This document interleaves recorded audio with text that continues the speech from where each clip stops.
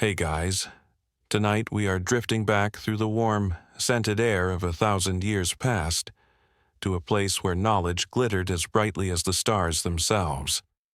Imagine yourself in 10th century Al-Andalus, the Iberian Peninsula under Islamic rule, a realm where science, poetry, and philosophy blossomed under a shared sky.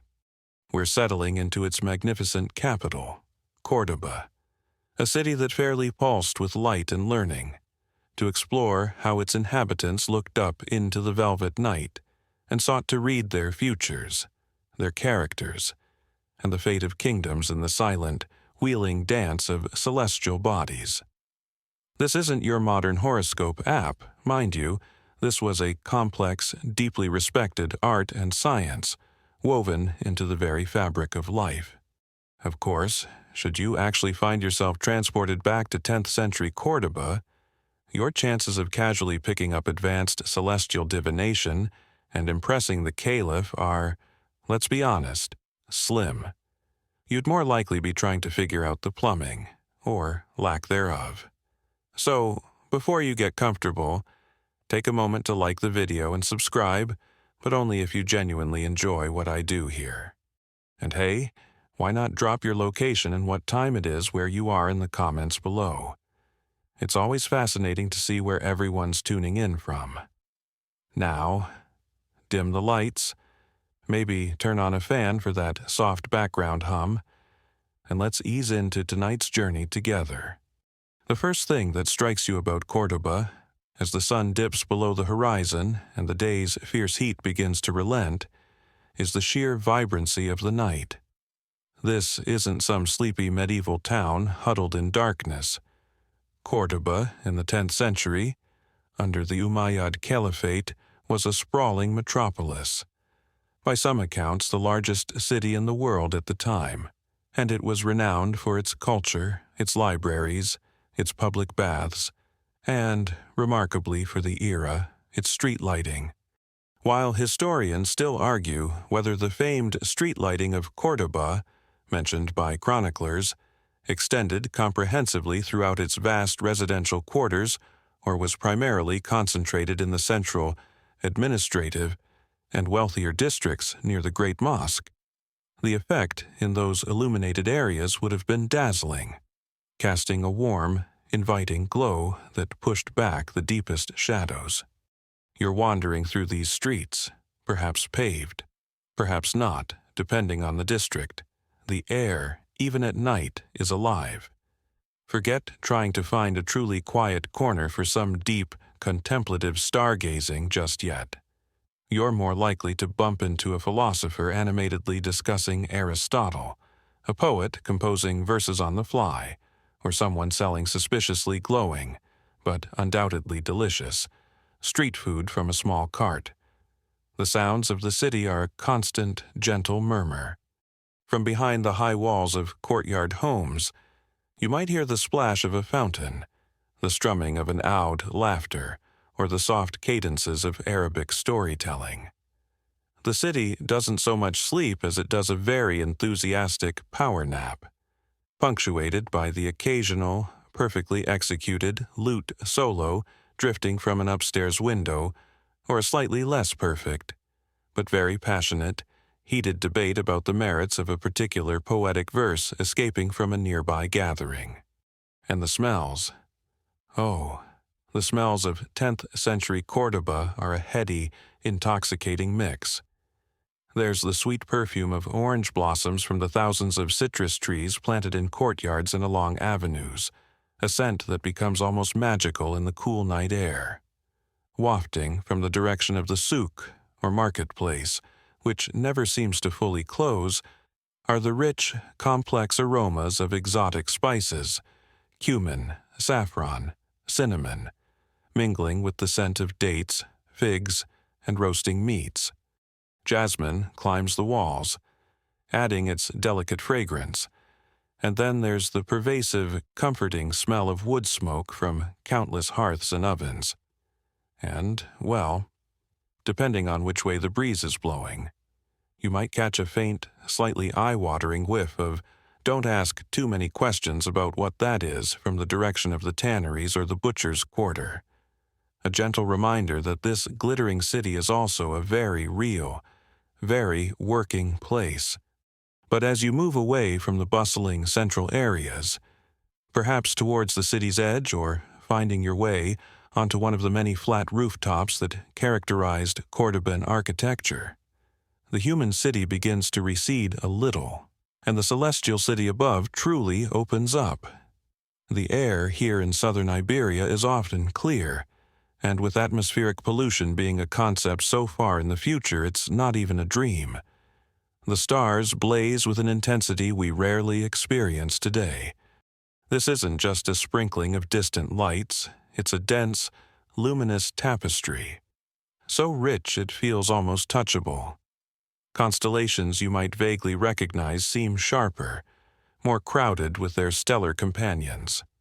The Milky Way, the hay-trodden path, as it was sometimes poetically called in Arabic, isn't a faint smudge, but a brilliant river of light arching across the entire sky. It's in this breathtaking environment that the art of celestial divination, or astrology, truly flourished.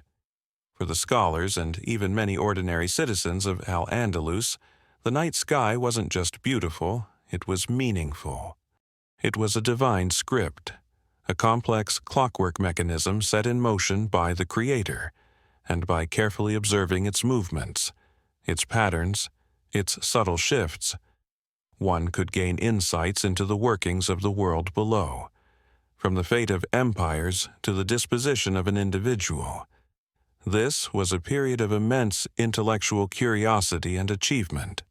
A mainstream historical fact is that Cordoba in the 10th century, under the sophisticated Umayyad Caliphate, was indeed one of the largest and most advanced urban centers globally. Celebrated for its extensive libraries, the Caliph's library alone was said to house hundreds of thousands of volumes. Its public infrastructure, including those famous streetlights, and a vibrant intellectual life that fostered significant advancements in mathematics, medicine, philosophy, and, crucially for our journey, astronomy and its sister science, astrology. The Cordoban elite, it said, were quite taken with the heavens. Here's a quirky and rather charming fringe tidbit: some of the wealthier 10th century Cordoban households, those belonging to high officials or successful merchants, supposedly had private observatories or dedicated viewing platforms built into their sprawling mansions. These weren't necessarily for groundbreaking scientific research in all cases, but also served as a fashionable way to entertain guests. Imagine reclining on plush cushions, sipping sweetened mint tea, while a poet recites verses about the moon and stars, with the host perhaps pointing out Jupiter, or a particularly bright constellation using a rudimentary pointing stick, a sort of ancient Netflix and chill, but with actual celestial bodies providing the main entertainment, and probably far more stimulating conversation. It's this Cordoba, a city of light, learning, fragrant nights, and an overwhelming canopy of stars, that forms the backdrop to our exploration. Here, the quest to understand the heavens was not just an academic pursuit, but a deeply spiritual and practical one, influencing decisions great and small. The sky was not a distant, indifferent void, but an active, communicative part of their world. A beautiful, intricate puzzle waiting to be read by those with the knowledge and the patience to look up. So, you're there on your Cordoban rooftop, or perhaps peeking out from a beautifully arched window, the city's glow softening the edges of the night below you, and above, that absolutely breathtaking, almost overwhelming canopy of stars. It's one thing to appreciate such a sight for its sheer beauty, as we might today, perhaps taking a quick photo with our phones, but for the people of 10th century Al-Andalus, looking up at that same sky, the experience was layered with a much deeper, more intricate understanding. It wasn't just a random scattering of pretty lights, it was a vast, divinely woven tapestry, a sky full of meaning, order, and potential revelation. The foundational belief underpinning the entire practice of celestial divination in this era was the concept of a divinely ordered cosmos. The universe, in their worldview, was a magnificent creation of God, Allah, and as such, it reflected divine wisdom, perfect harmony, and an intricate, purposeful design. It wasn't a chaotic, accidental jumble of matter. No, it was seen as an exquisitely structured system, almost like the ultimate, divinely crafted Swiss watch, incredibly complex, perfectly ordered. And if you possessed the knowledge to read its celestial gears, its planetary springs, and its stellar escapements, you could discern a lot more than just the time of night. You might even, they believed, get a glimpse into the unfolding pattern of future events, or the inherent nature of things and people on Earth. This leads directly to that crucial principle, often summed up in the Hermetic phrase, as above, so below. This idea, inherited and adapted from earlier Hellenistic and Neoplatonic philosophies, was absolutely central. It posited a fundamental correspondence, a kind of sympathetic resonance, between the macrocosm, the great world of the heavens, and the microcosm, the smaller world of the earth, including human bodies, individual characters, and the ebb and flow of terrestrial affairs. The patterns and movements observed in the celestial sphere were believed to have direct parallels and influences on events and conditions in the earthly realm. A mainstream historical fact is that this philosophical framework of as above, so below, derived largely from Hellenistic Hermeticism and Neoplatonism, was indeed a cornerstone of astrological thought not just in Al-Andalus, but across much of the medieval Islamic and later European worlds. This principle posited a fundamental sympathy and correspondence between the celestial realm, the macrocosm, and the terrestrial world, including human affairs and even the individual human body, the microcosm, thus making the movements and configurations of the stars profoundly relevant to understanding earthly life. Now, an important theological nuance, especially within the Islamic intellectual tradition of Al-Andalus, was how this celestial influence was understood. For many learned scholars, particularly those keen to align astrological practice with Islamic monotheistic principles, the stars themselves were not seen as independent causal agents possessing their own divine power. To believe that would risk shirk the grave sin of associating partners with God. Instead, the celestial bodies and their movements were often interpreted as signs or indicators of God's will, or as secondary causes operating within God's overarching plan. So, the stars weren't exactly cosmic bullies pushing you around and dictating your every move against your will. They were more like divine text messages, celestial smoke signals, or a kind of heavenly weather forecast giving you a sophisticated heads-up. FYI, Mars is looking a bit feisty in Aries next week. LOL. Might be a good time to avoid arguments. XOXO, the universe. Astrology, then, became the art and science of interpreting these divine signs, of reading God's subtle messages written in the language of the stars. This sophisticated understanding didn't spring into existence in a vacuum. The intellectual ferment of Al-Andalus was built upon a rich inheritance of astronomical and astrological knowledge gleaned from numerous earlier civilizations, Greek traditions, especially the works of Ptolemy, whose Almagest for astronomy and Tetrabiblos for astrology were foundational texts, were meticulously translated into Arabic, studied, and elaborated upon. Persian astronomical tables and astrological techniques from the Sasanian period also flowed into this stream of knowledge, as did mathematical concepts and astronomical data from India. Even pre-Islamic Arabian traditions of star lore and weather prognostication played their part. The scholars of Al-Andalus were like the ultimate intellectual DJs, masterfully sampling and mixing tracks from Ptolemy, ancient Persian stargazers, and Indian sages to create a whole new, incredibly sophisticated cosmic playlist, refining and advancing these traditions in their own right. Central to this entire worldview was the belief in the intelligibility of the cosmos. God, in his wisdom, had created the universe with discernible patterns, with laws and rhythms that human intellect, guided by reason, careful observation, and the powerful tools of mathematics in which Andalusi scholars excelled, could uncover and understand.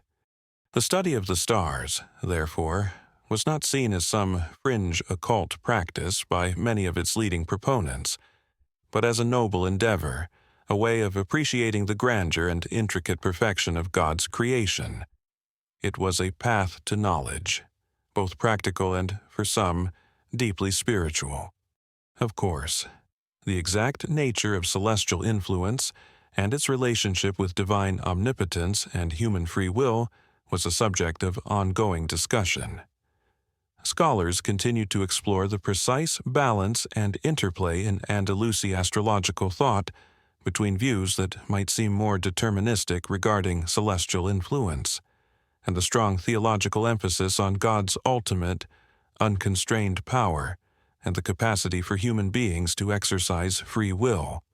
This was a nuanced tension that astrologers themselves frequently had to navigate, both in their theories and in their practical counsel. And for those who leaned more towards the mystical or esoteric side of things, the stars could hold even deeper layers of meaning. Here's a quirky and rather intriguing fringe tidbit for you, some Andalusi mystics and esoteric thinkers. Figures who perhaps walked the more poetic and less strictly rational pathways of knowledge went beyond the idea of stars as mere signs or secondary causes. They believed that certain celestial configurations, specific planets in particular positions, could act as channels or focal points for specific divine energies. Spiritual intelligences often referred to as ruhaniyat, or angelic forces. It was thought that through specific prayers, invocations, or rituals meticulously timed to coincide with auspicious astrological moments, one could consciously tap into these celestial currents, almost like aiming a spiritual satellite dish to download a specific planetary power-up or seek the aid of a particular celestial spirit. This added another, more overtly magical dimension to the already rich tapestry of astrological belief. So, as you stand there under that Cordoban sky, you realize that every twinkling star, every silently moving planet, every constellation slowly wheeling across the velvet darkness is part of a vast, interconnected, and profoundly meaningful cosmic story. It's a story of divine order, of subtle influences, of signs and portents, all waiting to be deciphered by those who would dedicate their minds and their keenest senses to the sky's silent, luminous script. This belief in a responsive, communicative heaven is the very soul of the celestial divination we're about to explore. All right, so you're fully immersed in this 10th century Cordoban mindset. You understand that the sky above isn't just a random spattering of light, but a divinely ordered, meaningful tapestry, a celestial script filled with portents and wisdom, all underpinned by that powerful as above, so below principle. The next very practical question is how on earth, or rather, how in the heavens, did anyone actually go about reading this intricate script? You couldn't just squint really hard and hope for divine inspiration. Well, not if you wanted reliable results. Anyway, you needed a tool, a sophisticated instrument capable of mapping the heavens, measuring celestial movements, and translating that vast cosmic clockwork into something understandable and usable. And for the scholars and stargazers of Al-Andalus, the absolute king of such instruments, Their key to unlocking celestial wisdom was the astrolabe. Imagine holding one in your hands. It's likely made of brass, cool and solid to the touch, perhaps about the size of a large dinner plate. Though they came in various sizes, it feels substantial. A beautiful piece of craftsmanship. The astrolabe was often called the mathematical jewel, and for good reason. It wasn't just a measuring device, it was essentially a highly sophisticated analog computer. A two-dimensional model of the three-dimensional universe, elegantly designed to solve a multitude of astronomical and timekeeping problems. The astrolabe was basically the Swiss Army knife for medieval astronomers.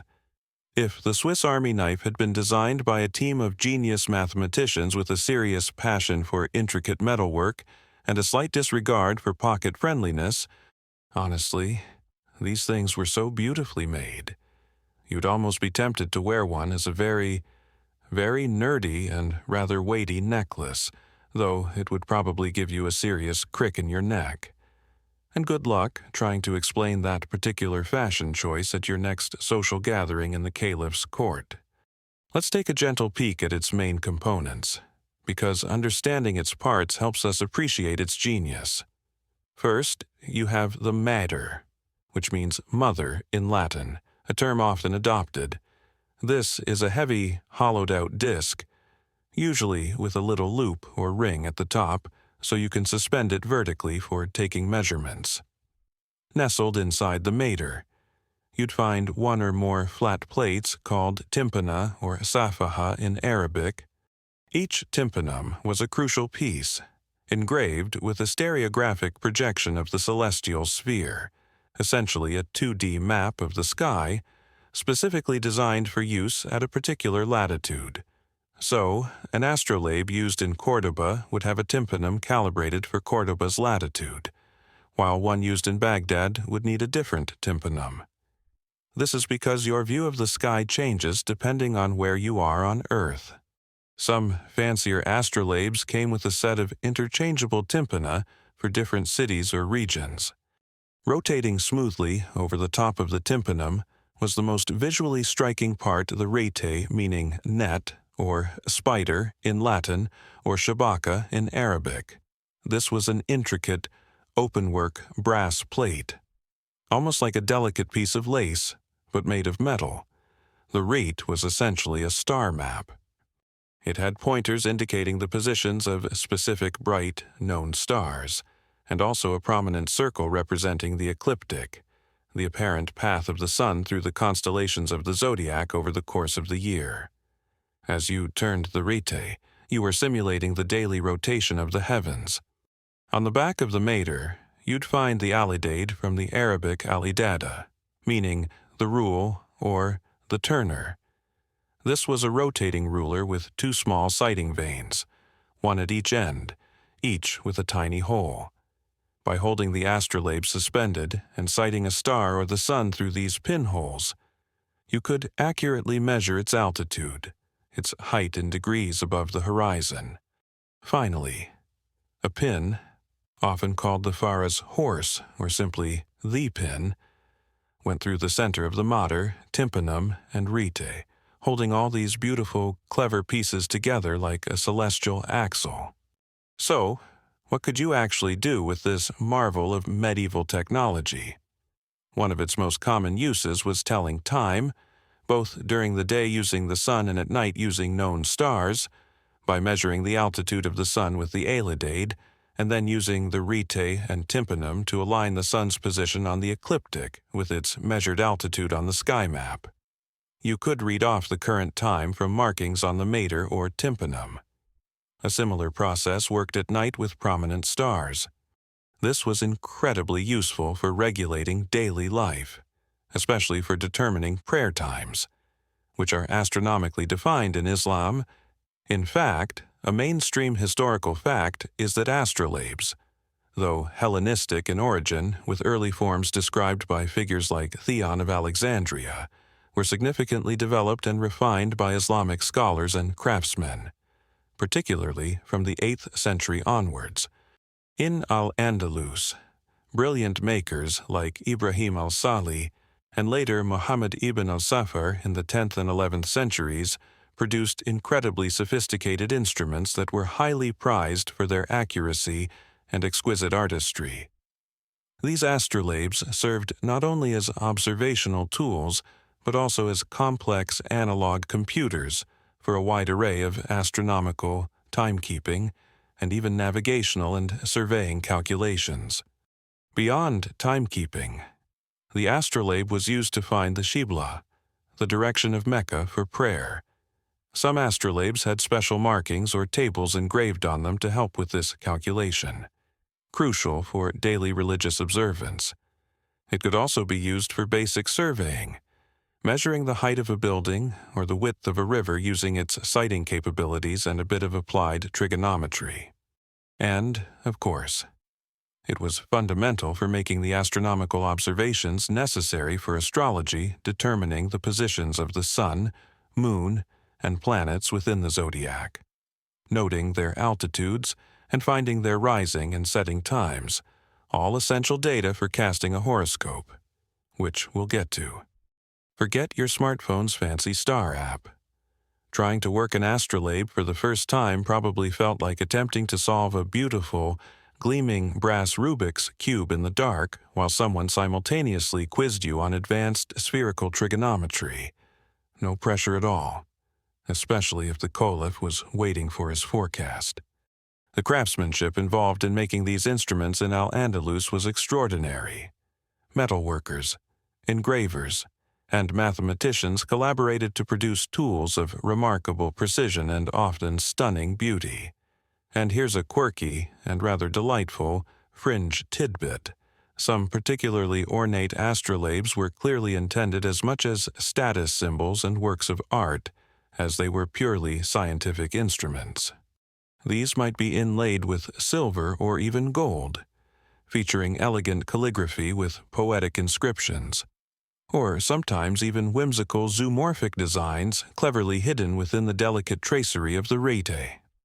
Imagine a star pointer shaped like the tiny, elegant beak of a bird, or a marker for a particular constellation designed to look like a little leaping gazelle or a coiled serpent. It's sort of the medieval Islamic equivalent of a jewel-encrusted designer's smartphone case, but infinitely more useful for determining prayer times or figuring out when Venus would be most auspiciously placed. Historians and specialists in scientific instruments continue to debate the exact extent to which the universal astrolabe, a more complex type designed to work at any latitude without needing to change the tympanum plates, and often associated with brilliant Andalusi innovators like Ali ibn Khalaf al-Shakaz, or, slightly later, Al-Zarkali Arzachel, was widely manufactured and used in 10th century Al-Andalus versus becoming more prominent in the 11th century and beyond. But even the more common latitude-specific astrolabes of the 10th century were masterpieces of applied science and artistry.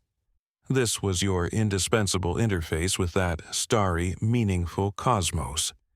You are now equipped, at least in theory, with your beautiful, gleaming astrolabe. You've seen how its rete, that intricate starry web, includes a prominent circle marking the ecliptic, the superhighway of the heavens, the path the sun, moon, and planets appear to travel across that vast celestial tapestry. And this ecliptic, this vital band across the sky, is the very stage for what we might call the zodiac's dance. Understanding this dance, and the 12 primary dancers who perform upon it, is the next absolutely crucial step in deciphering those celestial messages. This zodiacal belt was conceived as a circle of 360 degrees, divided into 12 equal segments of 30 degrees each. Each segment, each 30-degree slice of celestial real estate, was known as a sign or buruj in Arabic, plural of burj, meaning tower or sign. These signs were named after the constellations that anciently, and still roughly, occupied those sectors of the sky. You'd recognize most of their names, as they've come down to us largely from those same Greco-Babylonian roots: Aries the ram, Taurus the bull, Gemini the twins, and so on. In Al-Andalus, they'd use the Arabic equivalents Al-Hamal for Aries, Al-Thawr for Taurus, Al-Jawza, which could also refer to a larger constellation including parts of Orion, but in the zodiacal context meant the twins, or sometimes Al-Taw'aman for Gemini, Al-Saratan for Cancer the crab, and so forth, all the way around. A mainstream historical fact is that the zodiac system used in 10th century Al-Andalus was directly inherited from Hellenistic astrology, most notably systematized by Ptolemy in his influential 2nd century work, the Tetrabiblos. This system divided the ecliptic into 12 precisely equal 30-degree signs, each associated with specific qualities like its element, mode, and gender, and traditionally named after the constellations found in their general vicinity, though, importantly, the abstract astrological signs and the physical, unequally sized constellations were understood by scholars to be distinct entities, especially due to the slow wobble of the Earth's axis, known as precession, which gradually shifts the constellations relative to the signs over centuries. Each of these 12 signs was believed to possess a unique set of qualities and characteristics, its own particular flavor or temperament, which would then influence or color the expression of any planet passing through it. It's like each zodiac sign had its own detailed personality profile, almost like they were setting up for a celestial dating app. Aries, fiery, cardinal, masculine, enjoys initiating grand projects, passionate debates, and brisk walks on the battlefield. Seeks impulsive adventures and isn't afraid of a little headbutting. No Capricorns, please, you're far too structured for my wonderfully chaotic energy. These qualities were systematically categorized. First, you had the 4 elements: fire, hot and dry, earth, cold and dry, air, hot and moist, and water, cold and moist. There were 3 signs for each element, forming what were called triplicities. Fire signs: Aries, Leo al-Asad, the lion, Sagittarius al-Qaus, the bow, or al-Ram, the archer. These were generally seen as active, spirited, enthusiastic, and sometimes a bit, shall we say, combustible. Earth signs: Taurus, Virgo al-Adra, the virgin, or al-Sunbula, the ear of corn, Capricorn al-Jadi, the goat, kid, or sea-goat. These were associated with practicality, stability, sensuality, and a focus on the material world. Grounded, you might say, in every sense. Air signs: Gemini, Libra al-Mazan, the balance or scales, Aquarius al-Daw, the water-bearer or bucket. These were linked to intellect, communication, social interaction, and abstract thought, often a bit breezy, perhaps. Water signs: Cancer, Scorpio al-Akrab, the scorpion, Pisces al-Hut, the fish. These were connected to emotions, intuition, empathy, and the subconscious. They felt things deeply, like the depths of the ocean. Then, there were the 3 qualities or modes, describing how each sign expressed its energy: cardinal, fixed, and mutable. There were 4 signs of each mode, forming quadruplicities. Cardinal signs: Aries, Cancer, Libra, Capricorn.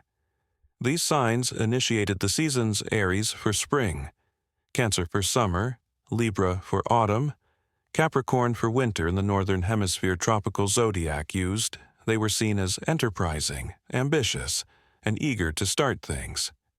Your celestial go-getters: fixed signs: Taurus, Leo, Scorpio, Aquarius. These signs occurred in the middle of each season, representing stability, determination, and sometimes a rather impressive level of stubbornness. They like to dig in their heels, or hooves, or claws, as the case may be. Mutable signs: Gemini, Virgo, Sagittarius, Pisces. These signs ended each season, preparing for the transition to the next. They were adaptable, flexible, sometimes a bit indecisive, and skilled at navigating change. The chameleons of the zodiac. Each sign was also classified as either masculine diurnal, active, outward projecting, the fire and air signs, or feminine nocturnal, receptive, inward focused, the earth and water signs. This wasn't about human gender roles in a simplistic sense, but more about a kind of energetic polarity. And of course, the underlying Aristotelian qualities of hot, cold, dry, and moist were fundamental, linking directly back to the elements and having implications for everything from temperament to health, as we'll see later when we touch on medical astrology. Trying to keep all those different qualities and classifications straight, fiery, earthy, airy, watery, cardinal, fixed, mutable, masculine, feminine, hot, cold, dry, moist, for each of the 12 individual signs must have been a serious memory game, worthy of its own intellectual Olympic sport, probably involving less spandex and more intense frowning in dimly lit libraries. So, how did these signs actually exert their influence? In the sophisticated astrology of Al-Andalus, the zodiacal signs themselves were generally seen as providing the backdrop, the environment, or the specific flavor through which the more active influences of the planets which we'll meet in the next section were expressed. A planet was like an actor, and the sign it was transiting was the specific role it was playing or the costume it was wearing.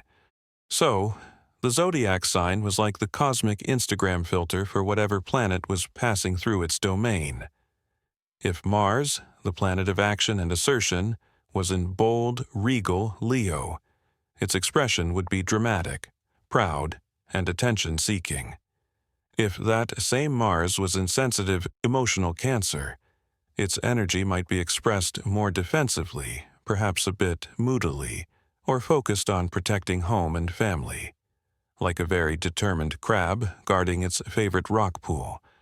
This understanding of the signs was absolutely critical for casting and interpreting horoscopes, whether for an individual natal astrology, for choosing an auspicious time to begin something electional astrology, or for predicting broader events in the world, mundane astrology.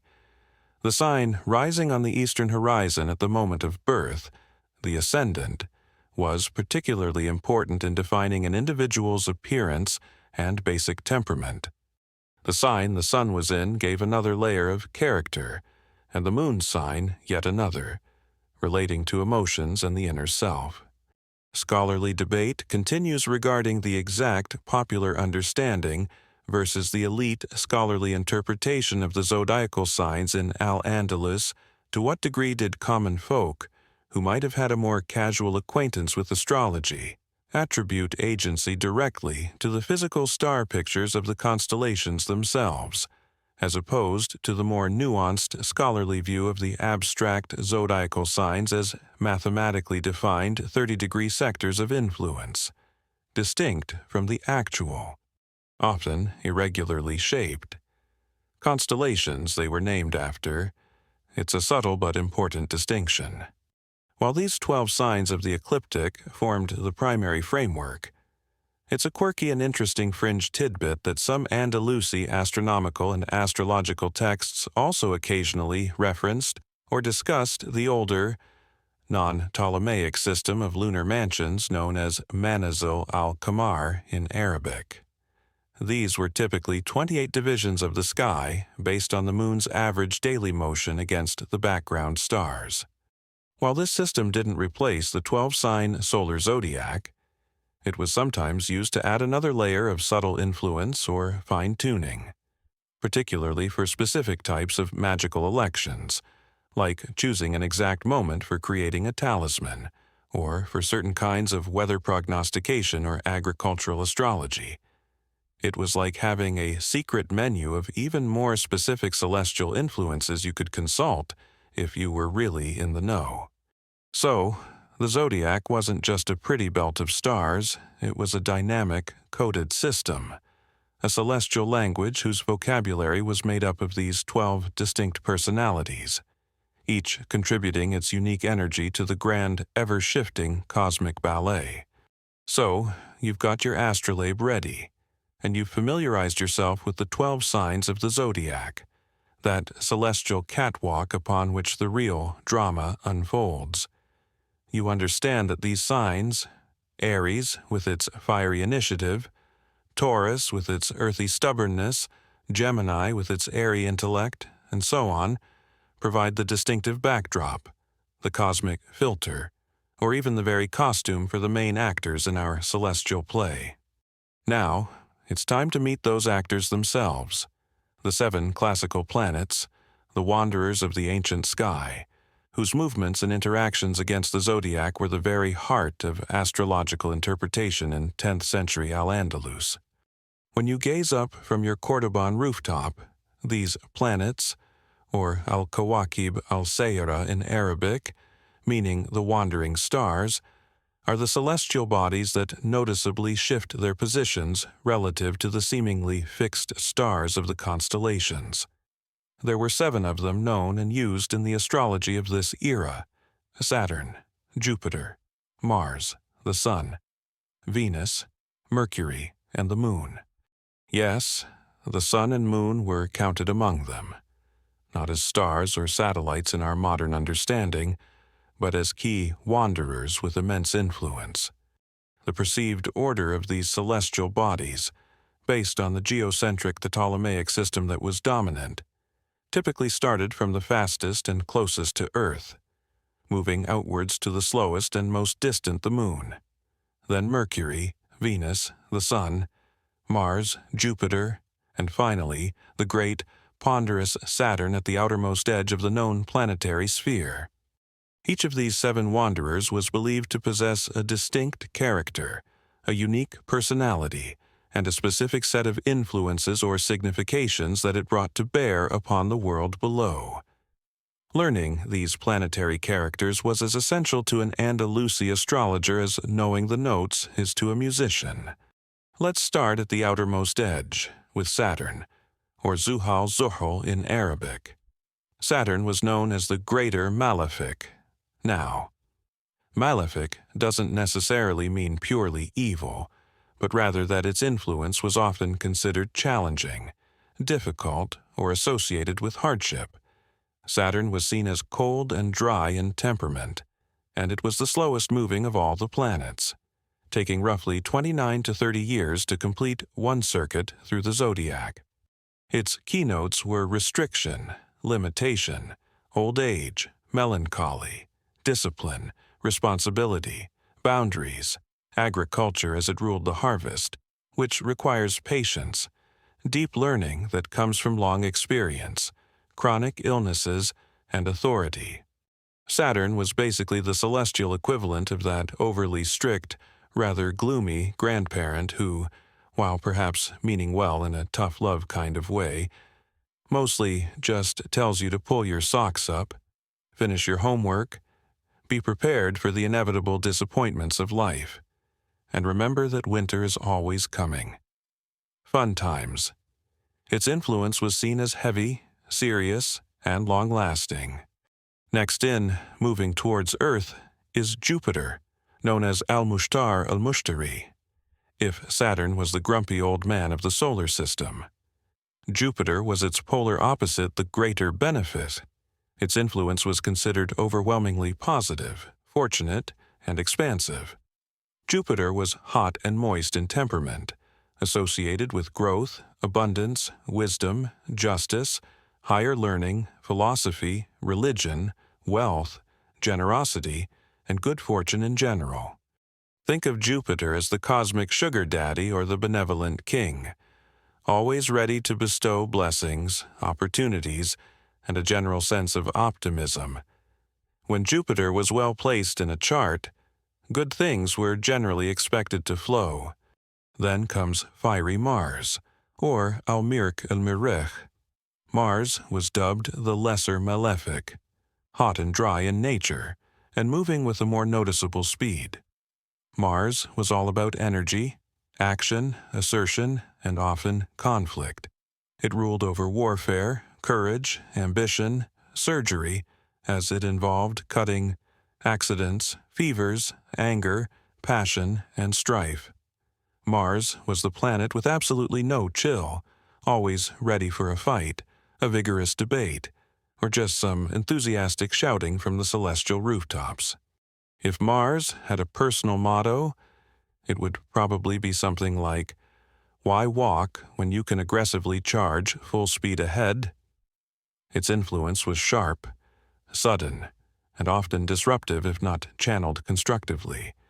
At the center of the planetary order, in many symbolic representations, though fourth in the Chaldean order from Earth, was the magnificent sun, Al-Shams. The sun was, of course, the giver of life and light, the source of vitality. Considered hot and dry, its influence was associated with royalty, leadership, the self or ego, honor, glory, vitality, health, authority, figures like the father or the ruler, and all things noble and bright. While not a planet in our modern classification, as a primary luminary, its position and condition were of paramount importance in any astrological chart. Orbiting closer to Earth than the Sun was Venus, Al-Zuhara. Venus was the lesser benefice, radiating influences of love, beauty, art, pleasure, harmony, social graces, relationships, fertility, and all things that make life sweet and agreeable. Her temperament was generally considered moderately warm and moist, or sometimes cool and moist, conducive to comfort and enjoyment. If Jupiter was the benevolent king, Venus was the charming diplomat, the skilled artist, or the beautiful beloved, smoothing over difficulties and bringing joy. She was essentially the cosmic beautifier and social director. Zipping around, often close to the sun, was Mercury, or Euterid Rotarid. Mercury was unique in that its nature was considered neutral or adaptable, taking on the qualities of the planets it was closely aspecting or the sign it was in. It was associated with the intellect, communication, writing, speech, commerce, learning, dexterity, youth, travel, trickery, and even astrology itself. Mercury was the cosmic intern, zipping around, delivering messages, negotiating deals, occasionally pulling a clever prank, and probably running all the celestial social media accounts, multitasking at its finest. This planet represented the quick, agile mind. And finally, the closest and fastest moving of all the wanderers was the moon, Al-Qamaru, like the sun. The moon was a primary luminary, and its influence was pervasive and deeply felt, cold and moist in temperament. The moon changed signs every 2 to 3 days, reflecting its association with fluctuation, daily life, the public or common people, emotions, the mother or maternal figures, growth and decay, bodily fluids, nurturing and short journeys. Its rapid movement and changing phases made it a key timer for many earthly affairs and a powerful indicator of the general mood. A mainstream historical fact is that the astrological system of Al-Andalus, closely following its Hellenistic and Persian predecessors, definitively identified these 7 classical planets, or wanderers, Arabic Al-Kawakib Al-Sayyara Saturn, Jupiter, Mars, the Sun, Venus, Mercury, and the Moon. Each of these celestial bodies was ascribed a distinct nature, specific qualities such as hot-cold, dry, moist, benefic-malefic, and dominion over particular aspects of life and human temperament, forming the primary active forces that an astrologer would interpret within the framework of the zodiac and houses. Now, for a quirky and slightly more esoteric, fringe tidbit, some Andalusi texts dealing with celestial magic, the creation of talismans, or theurgical practices, actually associated specific angels, or sometimes jinn, in more folk-oriented interpretations with each of the 7 planets. The idea was that by performing particular invocations, burning specific incenses associated with a planet, and doing so at an astrologically auspicious time when that planet was dignified, one could attract the attention of its presiding spiritual intelligence, or ruhaniya. Evoking the spirit of Jupiter, for example, was believed to draw down Jupiter's beneficial qualities for wealth, success, or philosophical insight, essentially making planetary spirits your otherworldly personal assistants. If you knew the right cosmic phone numbers, the precise degree to which astrological fatalism, the idea that the stars absolutely dictated one's destiny, was accepted among the general populace of Al-Andalus, versus the more nuanced theological interpretations of planetary influence as merely secondary causes operating under God's ultimate and inscrutable will, which were debated by scholars and theologians, remains a subject of ongoing historical inquiry. It was likely a spectrum of belief. These 7 celestial personalities, with their distinct powers and characters, were the dynamic heart of Andalusi astrology, their positions in the zodiac signs, their relationships to each other aspects, and their placement in the astrological houses which we'll explore next, all wove together to create the rich, complex story that the astrologers sought to read in the heavens. Okay, so you've got your celestial stage, the zodiac, with its 12 distinct backdrops or costumes, Aries, Taurus, Gemini, and all their unique elemental and modal flavors.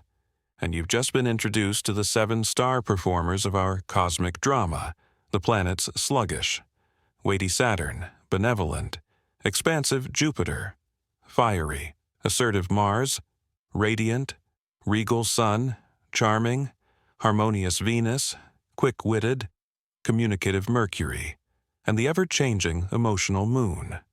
Now, if the planets are the actors and the signs are the roles they're playing, the next vital layer of our astrological understanding in 10th century Al-Andalus is the concept of the 12 astrological houses.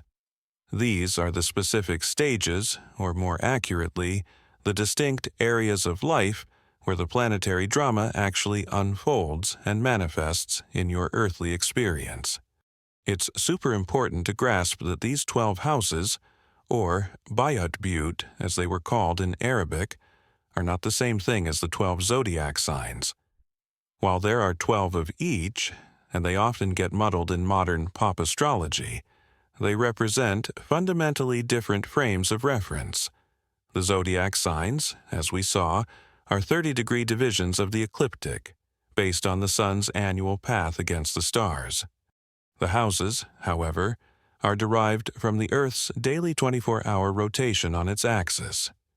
This rotation makes the entire celestial sphere appear to revolve around us, causing stars and planets to rise in the east, culminate overhead, set in the west, and pass beneath the earth.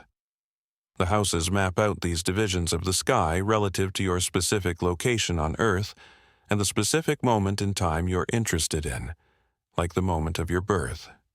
The most personal and crucial point in the house system is the ascendant, or al-Tali at-Talir in Arabic, which is the degree of the zodiacal sign that is literally rising on the eastern horizon at the precise moment and location for which a chart is cast. This point marks the cusp, or beginning, of the first house. Opposite the ascendant, on the western horizon, is the descendant, the cusp of the 7th house. The point of the ecliptic highest in the sky, near the south celestial pole for northern hemisphere observers, is the midheaven, or wasat al-sama, wasta sama, middle of the sky, marking the cusp of the 10th house. Its opposite point, beneath the earth, is the imam koeli, or watad al-ard, peg of the earth, the cusp of the 4th house. These 4 angular points form the primary scaffolding of the house system, and the spaces between them are further divided to create the full complement of 12 houses. Your trusty astrolabe, remember, could be used to help determine the ascendant by observing the rising degree of the ecliptic, or a known star near it. While various methods for calculating the precise boundaries, cusps of the intermediate houses existed even then, the core meanings attributed to each of these 12 fields of influence were remarkably consistent, inherited largely from Hellenistic astrology. A mainstream historical fact is that the system of 12 astrological houses, representing different spheres of life, was a fundamental component of horoscopic astrology inherited by Islamic astronomers from Hellenistic sources, notably through influential works like Ptolemy's Tetrabiblos and the writings of Dorotheus of Sidon. While specific methods for calculating these house cusps, the mathematical boundaries between them, could vary with names like porphyry or early forms of quadrant division that would later be more formally associated with figures like Alcibiades, who was actually an 11th century figure, though the principles were developing. The foundational meanings assigned to each of the 12 houses remained largely stable, providing the essential terrestrial framework for interpreting where and how planetary energies would manifest. Let's take a very gentle stroll through these 12 domains of earthly existence, as an astrologer in 10th century Cordoba would have understood them. The first house ascendant. This is the house of the self. It signifies your life, your physical body, your appearance, your general vitality, your basic temperament, and the very beginning of any enterprise. A planet here would have a very direct and personal impact. The second house.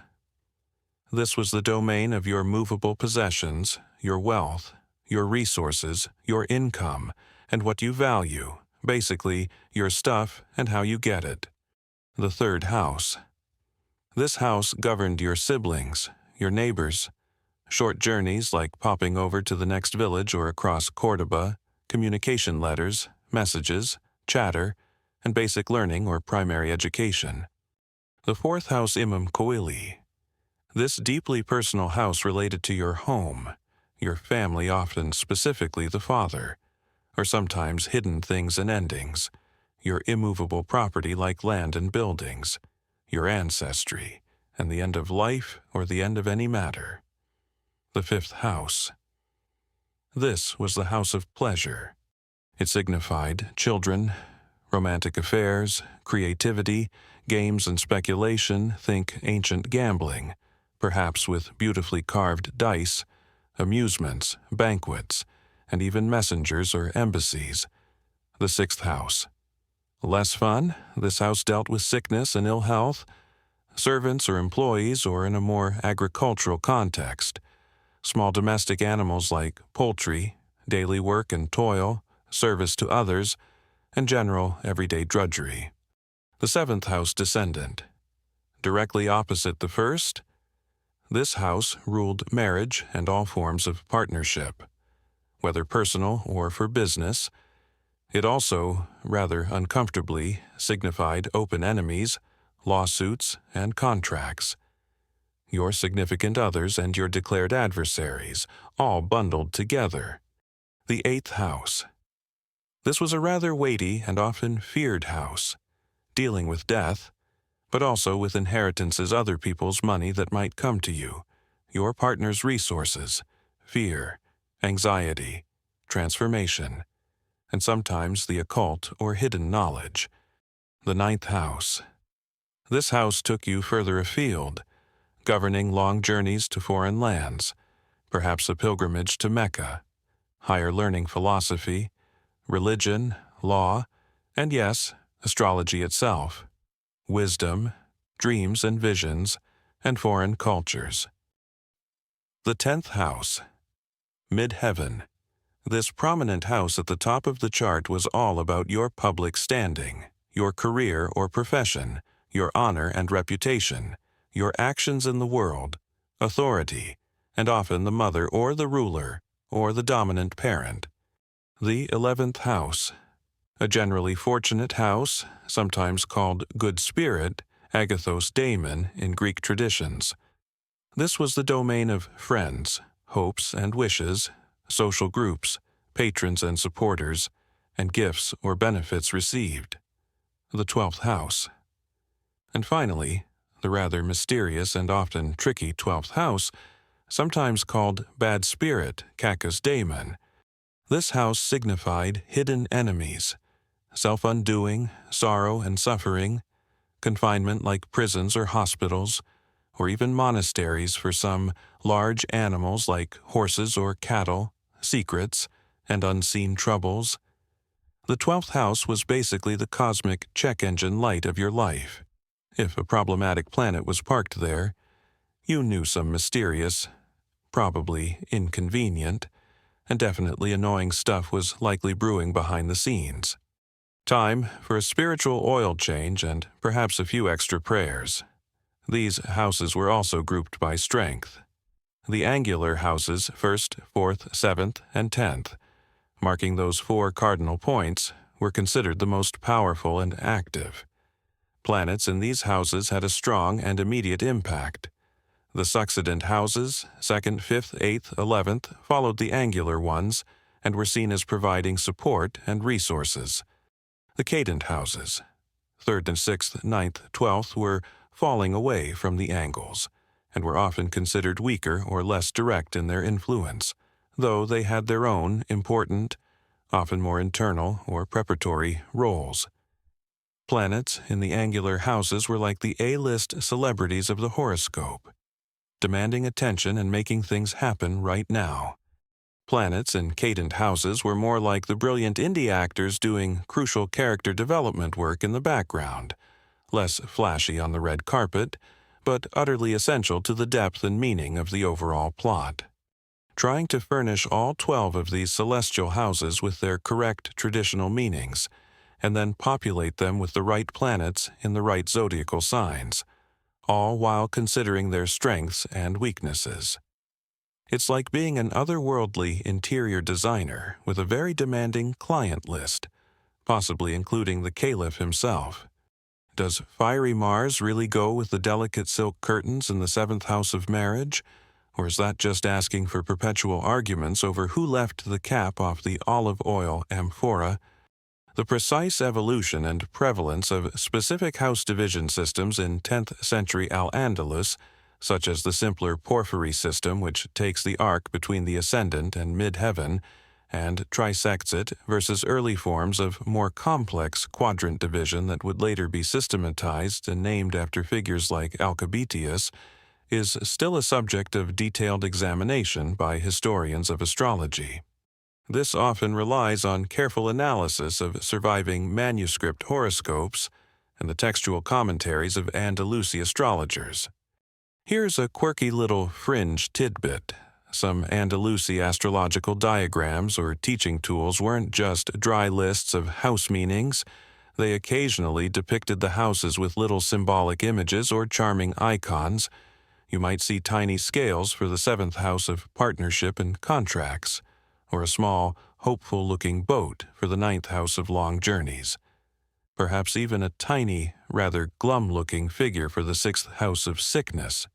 It made the celestial map of life a bit more like an engaging, beautifully illustrated board game of destiny. So, the houses created the specific fields of experience. A planet's nature, colored by the sign it occupied, would then play out its drama and exert its influence within the particular area of life represented by the house it tenanted.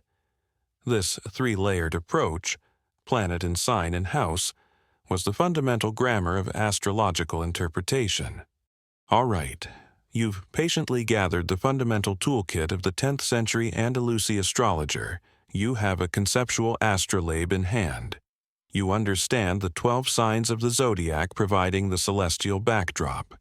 You've met the 7 planetary actors with their distinct personalities, and you've explored the 12 houses which represent the various stages or areas of life where all this cosmic drama plays out. Now, who was the actual person, the skilled professional, who brought all these elements together, who performed these intricate calculations, and who dared to interpret this celestial language for kings and commoners alike? It's time to meet the Munajjim al-Munajjam, the astrologer-astronomer of Al-Andalus. The term Munajjim is often translated as astrologer, but it usually implied astronomer as well.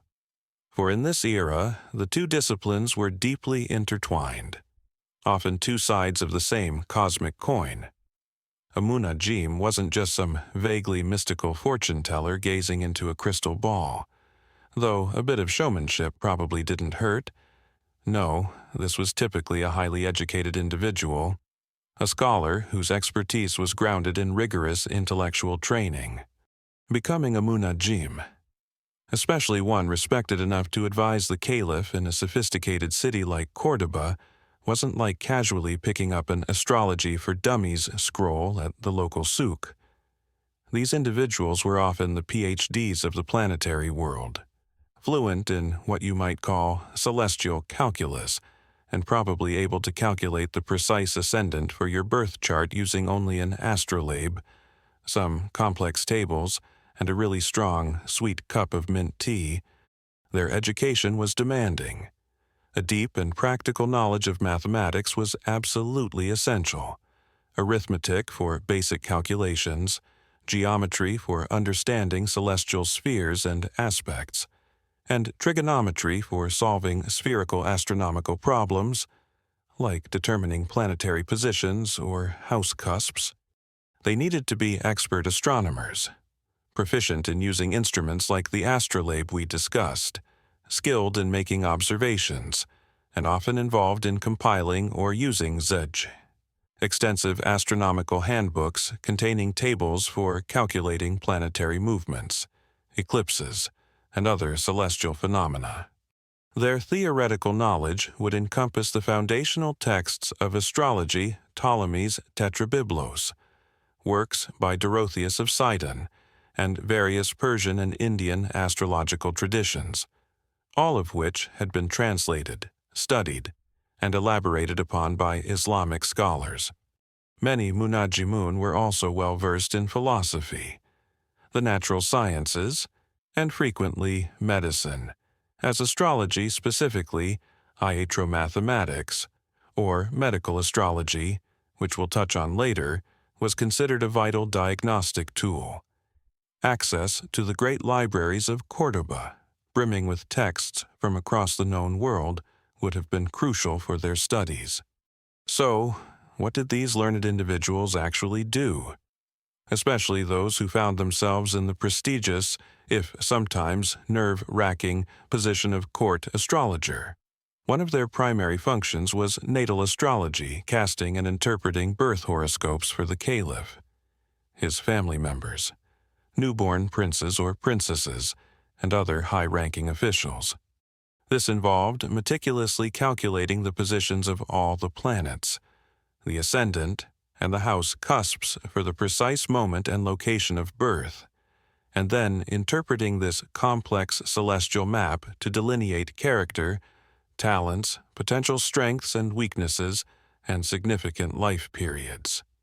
Perhaps even more critically, they were masters of electional astrology. This is the art of choosing the most astrologically auspicious moment to initiate an important undertaking. Imagine the weight of responsibility the caliph wants to launch a major military campaign, sign a crucial peace treaty, lay the foundation stone for a grand new mosque or palace, marry off his daughter, or even schedule his own coronation. The munajim would be consulted to analyze the heavens and select the most favorable celestial configuration, the moment when the planetary influences were best aligned for success and a positive outcome. Get this right, and you're a hero. Get it spectacularly wrong. Well, we'll get to that. They also practiced mundane astrology, which involved forecasting general events and trends that would affect the entire kingdom or region. This could include predicting the quality of harvests, anticipating periods of drought or heavy rain, assessing the risk of epidemics or plagues, or forecasting the general fortunes of war or peace based on major planetary cycles. Important conjunctions like those of Jupiter and Saturn, eclipses, and the appearance of comets. Sometimes, they would also be called upon to answer specific questions using horary astrology, casting a chart for the moment a question was asked to find its answer, though the emphasis at court was often on the larger scale natal and electional work. And given their astronomical expertise, some munajimun also served as muwaqitun timekeepers, responsible for accurately determining the 5 daily Islamic prayer times, which are defined by the position of the sun. Given these vital functions, it's no surprise that a skilled munajim often held a position of considerable respect within the intellectual and social elite of Al-Andalus. A mainstream historical fact is that in the sophisticated courts of Al-Andalus, such as that of the powerful Umayyad caliphs in Cordoba during its 10th century zenith, the munajim astrologer-astronomer often held an official or semi-official position. They were valued for their specialized skills in providing astrological counsel for critical state affairs, for generating personal horoscopes for the ruling elite, and for making predictions of general concern to the populace. Their work demanded significant mathematical and astronomical expertise, drawing upon a rich and continually evolving corpus of inherited classical knowledge and newly developed Islamic scientific advancements. They were often part of the caliph's inner circle, privy to state secrets, and wielding a subtle but potent influence. However, this proximity to power and the very nature of their predictive art made the munajim's position inherently precarious. The pressure must have been immense. Imagine your annual job performance review depended on whether you correctly predicted if the caliph's favorite racing camel would win its next big match, or if it was indeed an auspicious week to invade a troublesome neighboring territory. So sorry. Your radiance. Saturn was looking a bit grumpy in the house of conflict, and Mars had a headache. So my carefully calculated forecast for achieving swift global domination is actually more of a maybe next Tuesday, if everyone's feeling up to it, not a career path for the overly anxious or the faint of heart. A wrong prediction, especially one concerning the caliph's health or the outcome of a major battle, could lead to a swift loss of favor, dismissal from court, public ridicule, or, in particularly dire circumstances, even more severe consequences. Court life was also rife with political intrigue. Astrologers, with their perceived ability to glimpse the future and their access to the ruler, could easily be drawn into factional disputes. Their predictions might be deliberately misinterpreted or manipulated by rival courtiers for political ends. And then there was the ever-present, if sometimes muted, theological opposition. While astrology was widely practiced and often patronized at the highest levels, some Orthodox Islamic theologians and jurists viewed certain aspects of it with deep suspicion, particularly if astrological pronouncements seemed to imply a rigid determinism that negated human free will or, more seriously, encroached upon God's absolute omnipotence and unique knowledge of the unseen al-ghaib. The munajim had to be a skilled diplomat, carefully framing their interpretations to align with theological sensibilities, often emphasizing that the stars were merely indicators of God's will, not independent agents of fate. The munajim had to walk a very fine line. Yes, indeed, Your Exalted Majesty. The celestial configurations strongly suggest a magnificent and resounding victory in the upcoming campaign. All thanks be to God's ultimate divine will, of course, who is merely using these wonderfully convenient planetary alignments as helpful post-it notes for his grand and inscrutable plan. And also, if I may be so bold, you look particularly splendid in that new battle turban. Here's a quirky little fringe tidbit for you. Some of the more successful or flamboyant munajimun reportedly developed highly personalized, almost theatrical methods for delivering their predictions, especially to high-status clients like the caliph. Instead of just handing over a dry list of calculations, they might present their findings on elaborately drawn charts. perhaps inscribed on fine silk or parchment, possibly using colored or even scented inks. They might recite specially composed verses of poetry to frame a particularly important forecast, or use evocative metaphors and storytelling to convey complex astrological insights. They were turning the consultation into a memorable, multi-sensory experience, an art form in itself. It's like the ancient precursor to a very high-stakes PowerPoint presentation, but with infinitely more style, much better calligraphy, and probably fewer tedious bullet points. The extent to which court astrologers in Al-Andalus genuinely believed in the literal, inevitable truth of all their detailed predictions, versus perhaps seeing their role partly as that of skilled psychological counselors, astute political advisors, or even moral guides using the rich symbolic language of the stars to frame their advice and influence decisions for what they perceived as the greater good, is a complex question that historians continue to explore and debate. It was a profession that demanded not only immense learning and technical skill, but also considerable wisdom, diplomacy, and perhaps a healthy dose of courage. So, you're now familiar with the Munajim, that learned scholar of the stars, navigating the intricate dance between celestial mechanics, mathematical precision, and the often delicate art of advising the powerful. We've seen the tools of their trade, the astrolabe, the zodiac, the planets, the houses. Now, let's delve into one of their most fundamental tasks, the meticulous, painstaking process of actually casting a horoscope, or what we'd call a birth chart. This wasn't a quick glance at a sun sign column in the local Cordoban Gazette. This was a serious feat of calculation and careful construction, forming the unique celestial blueprint for an individual's life, or for the inception of a significant event. The ultimate goal was to create a maulid mold, the Arabic term for a birth chart or nativity. This was, in essence, a highly detailed map of the heavens, a snapshot of the precise arrangement of the planets within the zodiac signs and the astrological houses, all as viewed from the exact place and at the exact moment of a person's birth. This chart was the absolute foundation upon which all subsequent interpretation would rest. No accurate chart, no reliable astrological insight. It's May 16, 2025, and today we can get a detailed birth chart calculated and drawn by software in seconds. Back in 10th century Al-Andalus, this was a labor of hours, sometimes days, requiring intense concentration and skill.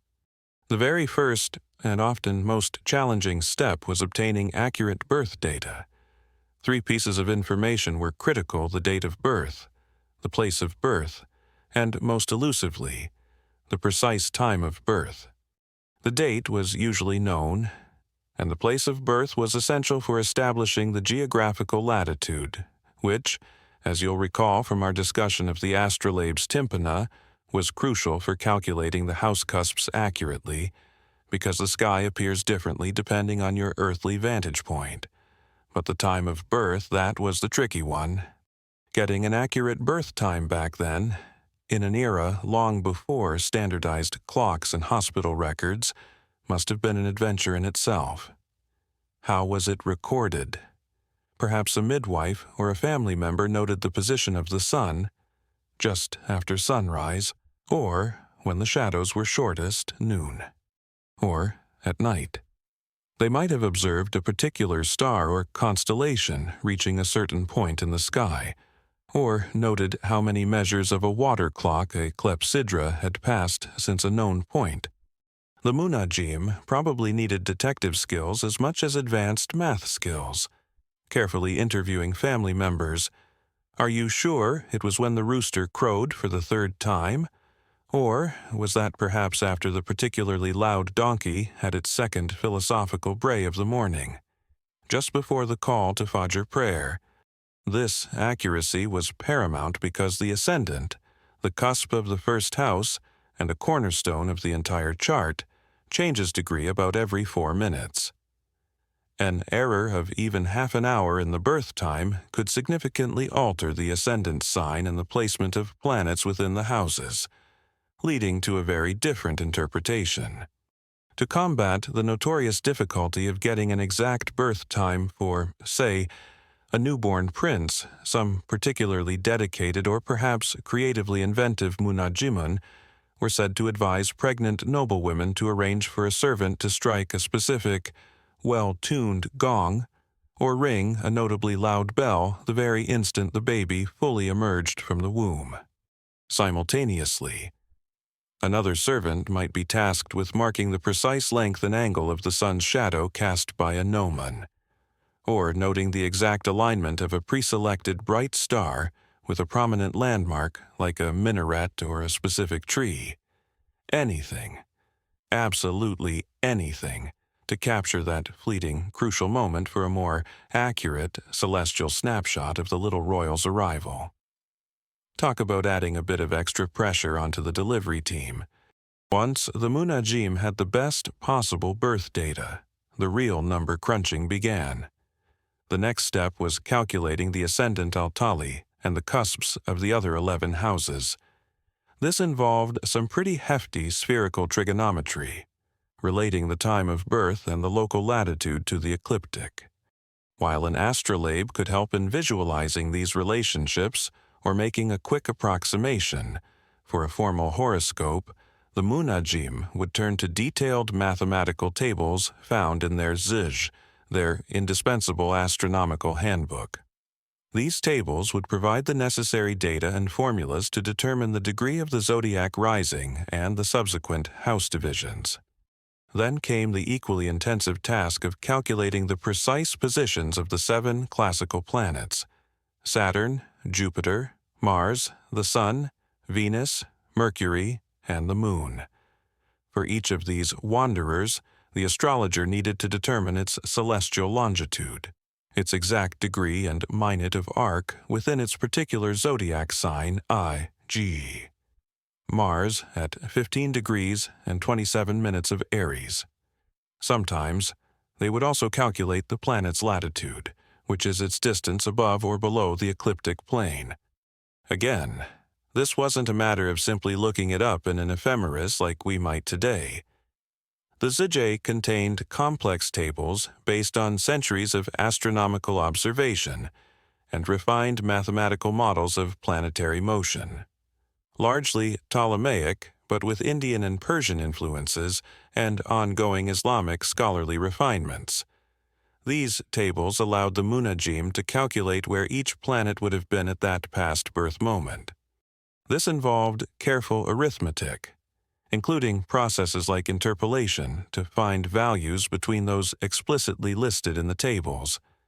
Imagine doing all those intricate planetary calculations by hand, probably by the flickering light of an oil lamp, with no pocket calculator, no Wikipedia to quickly check a formula, and definitely no undo button for a misplaced number.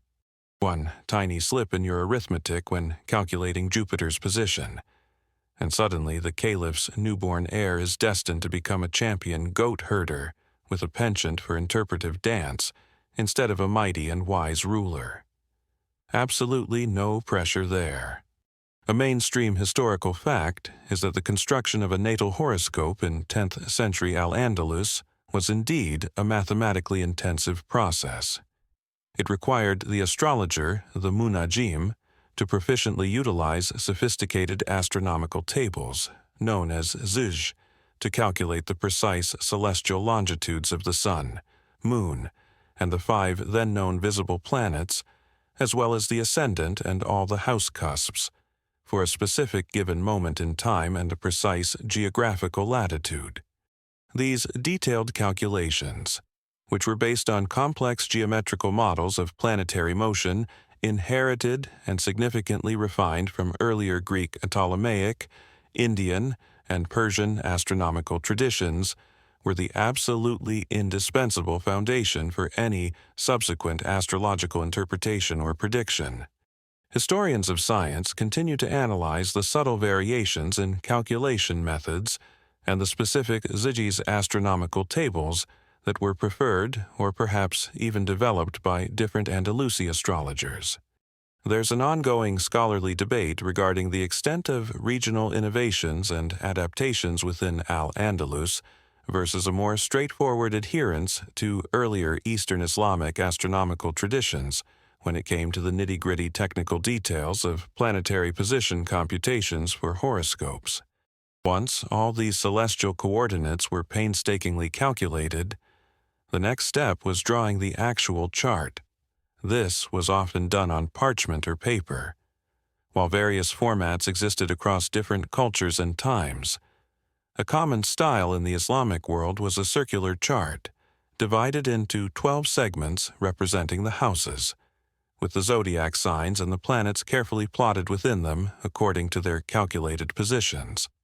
Square charts were also known, particularly from Indian astrological influences. This drawing, after all those brain-melting calculations, must have felt like the comparatively relaxing, artistic cool-down lap for the Munajim. Okay, Jupiter and Leo in the 10th house. Let's make this particular lion look especially majestic and well-fed. He's clearly having a rather good day, poised for public acclaim. It's a bit like data visualization from 1,000 years ago, but with considerably more soul and a significantly higher chance of predicting a royal tantrum or a bumper olive harvest. Finally, before the deep interpretation could even begin, the Munajim would make some preliminary but crucial observations directly from the drawn chart. This included noting the essential dignities and abilities of the planets. For example, is Mars in Aries, its own sign domicile, where it's strong and comfortable, or is it in Libra, its detriment, where it might struggle? They would also meticulously identify the aspects in Arabic, al-anzar, meaning the lookings, or the beholdings between the planets. These are the significant angular relationships. The major aspects, largely derived from Ptolemy, included the conjunction Chiron, a coming together when planets are in the same place or very close, the opposition Muqabala, facing each other at 180 degrees, often indicating tension or awareness, the Trina Tathalith, a trisection 120 degrees apart, signifying harmony and ease, the square Tarbes, a quadrisection 90 degrees apart, indicating challenge, dynamic tension, and a need for action, and the sextile Tasdes, a sextisection 60 degrees apart, suggesting opportunity and gentle support. Only, after all this, securing the data, calculating the angles, computing the planetary places, drawing the map, and noting these initial conditions, was the Munajim finally ready to begin the intricate art of interpreting what it all meant. It was a testament to their dedication, their mathematical prowess, and their profound belief in that interconnected cosmos.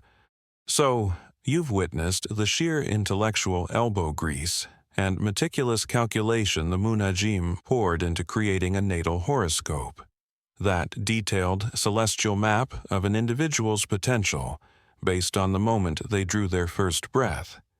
That, in essence, was about understanding the cosmic hand someone was dealt. But what if you could, in a way, choose the cards for a specific venture? What if you could select a birth moment for an important undertaking, launching it under the most favorable celestial auspices possible? This is where we step into the fascinating and highly practical realm of electional astrology, known in Arabic as ikhtiyarat, the art of choosing. The fundamental idea behind electional astrology is beautifully simple, yet profound in its implications. It posits that the celestial configuration at the precise moment an activity is initiated acts as its birth chart, and will therefore significantly influence its progress, its nature, and its ultimate outcome.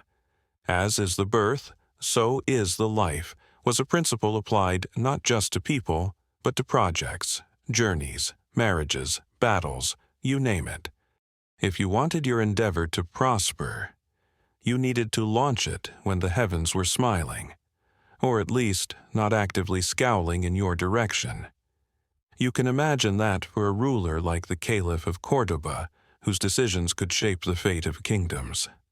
This branch of astrology wasn't just a mild curiosity. It was a vital tool of governance, a way to try and align earthly actions with cosmic favor.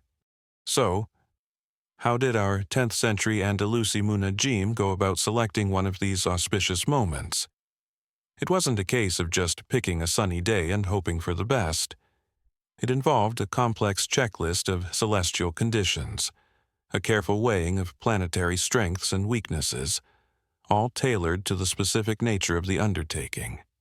First and foremost, the astrologer had to identify the primary significator of the matter at hand, which planet, by its inherent nature, ruled or had a natural affinity with the activity being planned.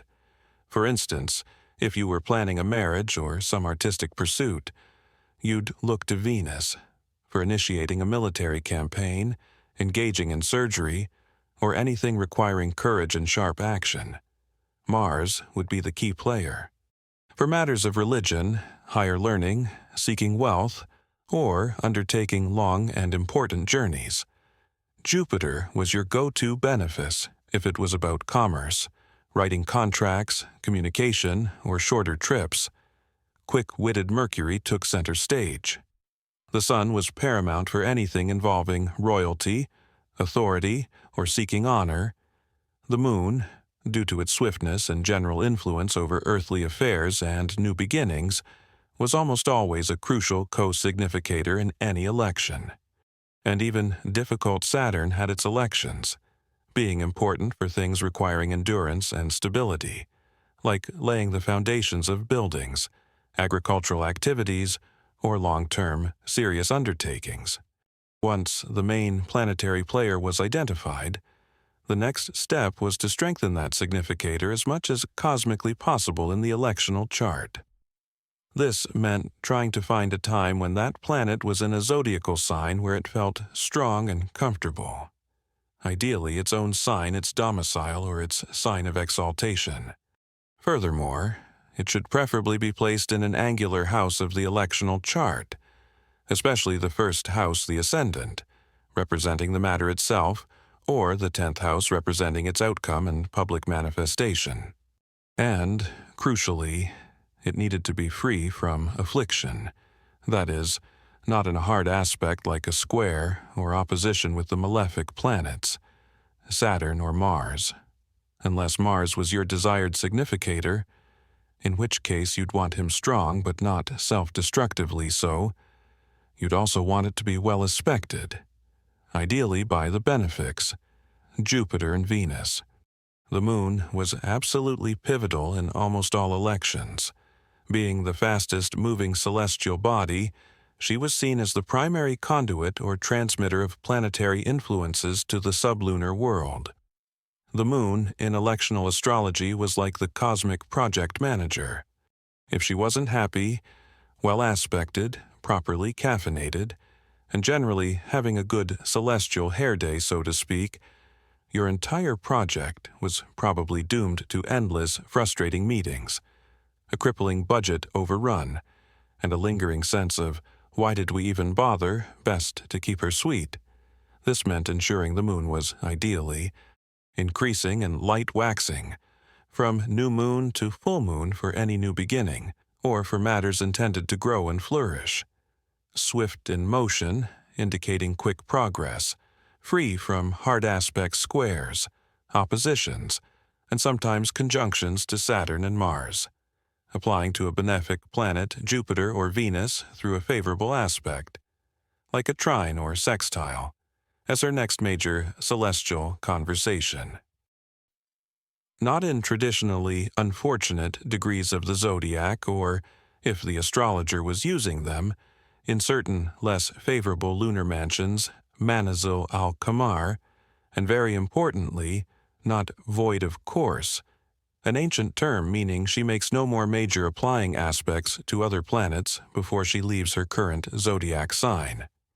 A void of course moon was generally thought to mean nothing will come of the matter. The ascendant of the electional chart itself was also critical. Its zodiacal sign needed to be appropriate for the nature of the undertaking, a fixed sign for something intended to be stable and long-lasting. The planetary ruler of that ascendant sign had to be strong, well-placed, and well-aspected. And, of course, you didn't want Saturn or Mars sitting right on the ascendant, unless one of them was the very specific and challenging energy you were trying to invoke. The general rule was to have the benefics, Jupiter and Venus, prominent and helpful, perhaps in angular houses themselves, or casting favorable aspects to the moon, the ascendant, or the main significator. Conversely, the malefics, Saturn and Mars, needed to be placed where they could do the least damage, ideally in cadent houses like the 6th or 12th, in signs where their more difficult qualities were somewhat softened, or perhaps tamed by a good aspect from a benefice.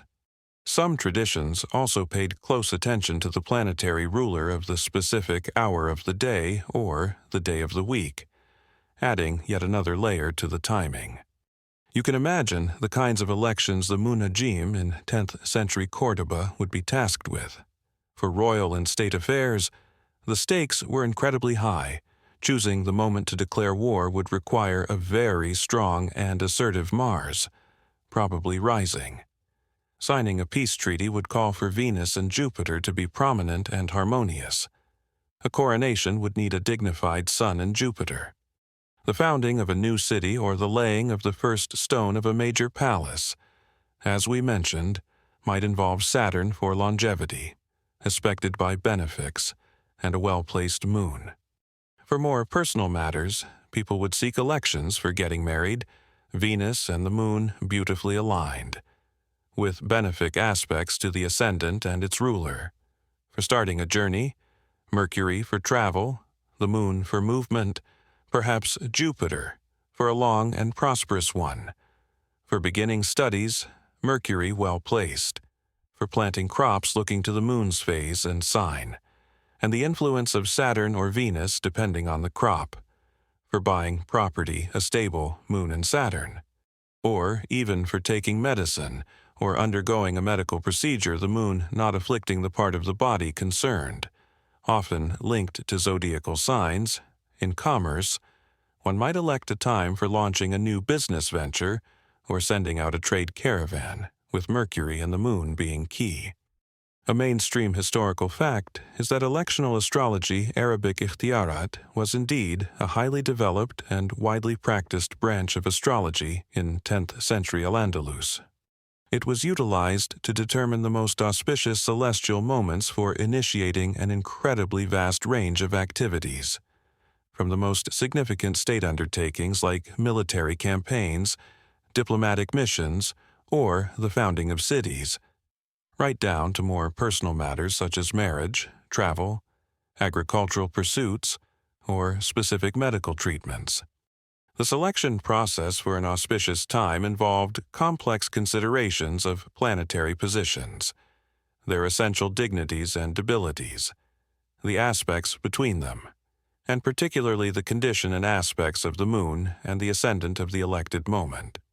Trying to find that absolutely perfect astrological moment for an important election, with all 7 planets behaving themselves impeccably, singing celestial kumbaya in exactly the right signs and houses, and giving each other friendly cosmic high fives, must have often felt like trying to get 7 highly opinionated toddlers to pose perfectly still and smile simultaneously for a group photograph. It was probably a rare occurrence. The skill of the Munajim lay not just in knowing the rules, but in their judgment, their ability to weigh conflicting testimonies in the heavens, and to choose the least bad or most promising available option when a flawless configuration simply wasn't on offer. Sometimes, a reasonably good chart with a strong, well-supported moon just had to be the practical answer. Here's a quirky and rather vivid fringe tidbit for you for really, really crucial elections, like the ceremonial founding of a new capital city or a major royal palace, events upon which the future prestige and stability of the dynasty might rest, some prominent munajimun in the broader Islamic world, and it's highly probable this practice extended to Al-Andalus too, would not just calculate the chart beforehand. They would actually be present at the designated site, astrolabe likely in hand, patiently waiting, sometimes for hours, observing the heavens directly, until the precise, pre-calculated stellar alignments occurred. Only then, at that exact elected instant, would they give the signal for the first ceremonial stone to be laid or the first symbolic spade of earth to be turned. Talk about live-action astrology, with absolutely no room for hitting the snooze button or saying, "Oops, my calculations were a bit off." The extent to which such complex electional charts, involving numerous strict traditional rules, were consistently applied for more mundane, everyday activities by the general populace, as opposed to being primarily the sophisticated domain of elite, court-sponsored munajimun, reserved for the most significant state or personal events, is an area of ongoing research and discussion among historians. Evidence suggests a spectrum of practice, from very detailed elections for major affairs to simpler, rule-of-thumb timings for common tasks. Imagine being the munajim and having to tell the caliph, "Your most glorious majesty, I know you're very keen to invade your troublesome northern neighbor on Tuesday because the weather forecast looks good, but astrologically speaking, Mars is looking a bit sulky in Cancer, and Venus is having a decidedly bad aspect day with Saturn. Could we perhaps postpone the righteous smiting and glorious conquest until Thursday afternoon, when Jupiter is feeling considerably more generous and the moon is applying to a lovely trine with the sun?" That's a conversation requiring truly serious diplomatic skills, a very persuasive PowerPoint presentation ancient style, and maybe, just maybe, a pre-packed getaway donkey stashed discreetly near the back gate of the palace, just in case. All right. So you've seen how the skilled munajim of 10th century Al-Andalus could meticulously craft a natal horoscope for an individual, or even choose an auspicious birth moment for a specific undertaking using electional astrology. These practices dealt with the particular, the fate of a person, the outcome of a project. But what about the bigger picture? What about the destiny of entire kingdoms, the likelihood of war or peace, the prospect of famine or plenty, the rumblings of great societal shifts? This is where we enter the grand and often rather dramatic arena of mundane astrology, or what might have been called al-ahkam al-nujumiyya ala al-alam, astrological judgments on the world. Mundane astrology was, in essence, forecasting for the collective.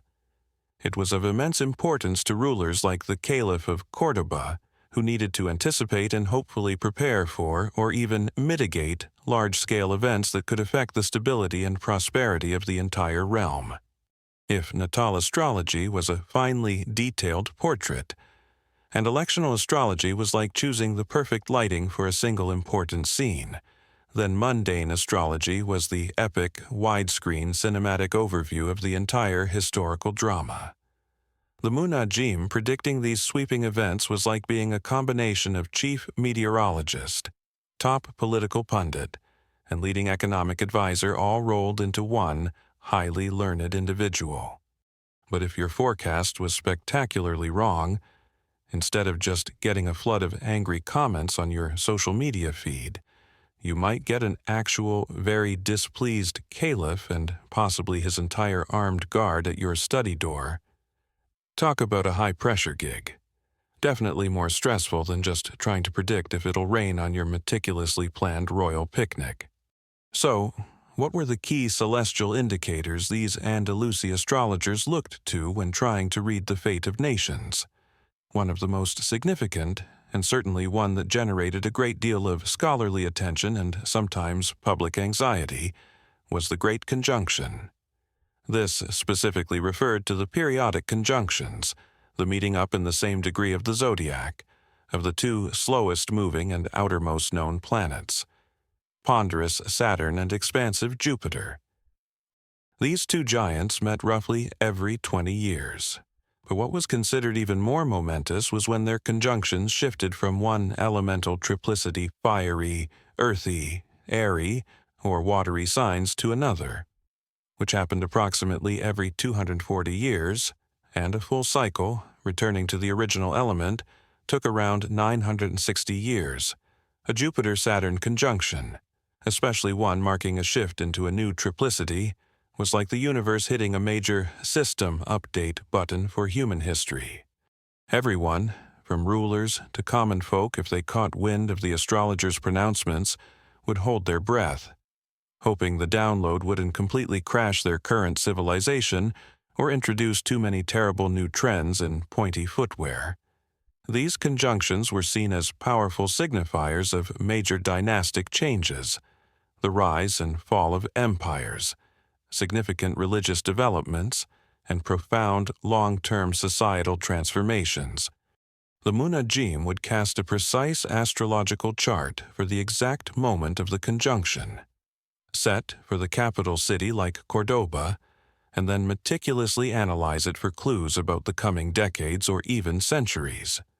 Another cornerstone of mundane prediction was the ingress chart, particularly the chart cast for the moment the sun entered the very first degree of Aries at the vernal equinox each year.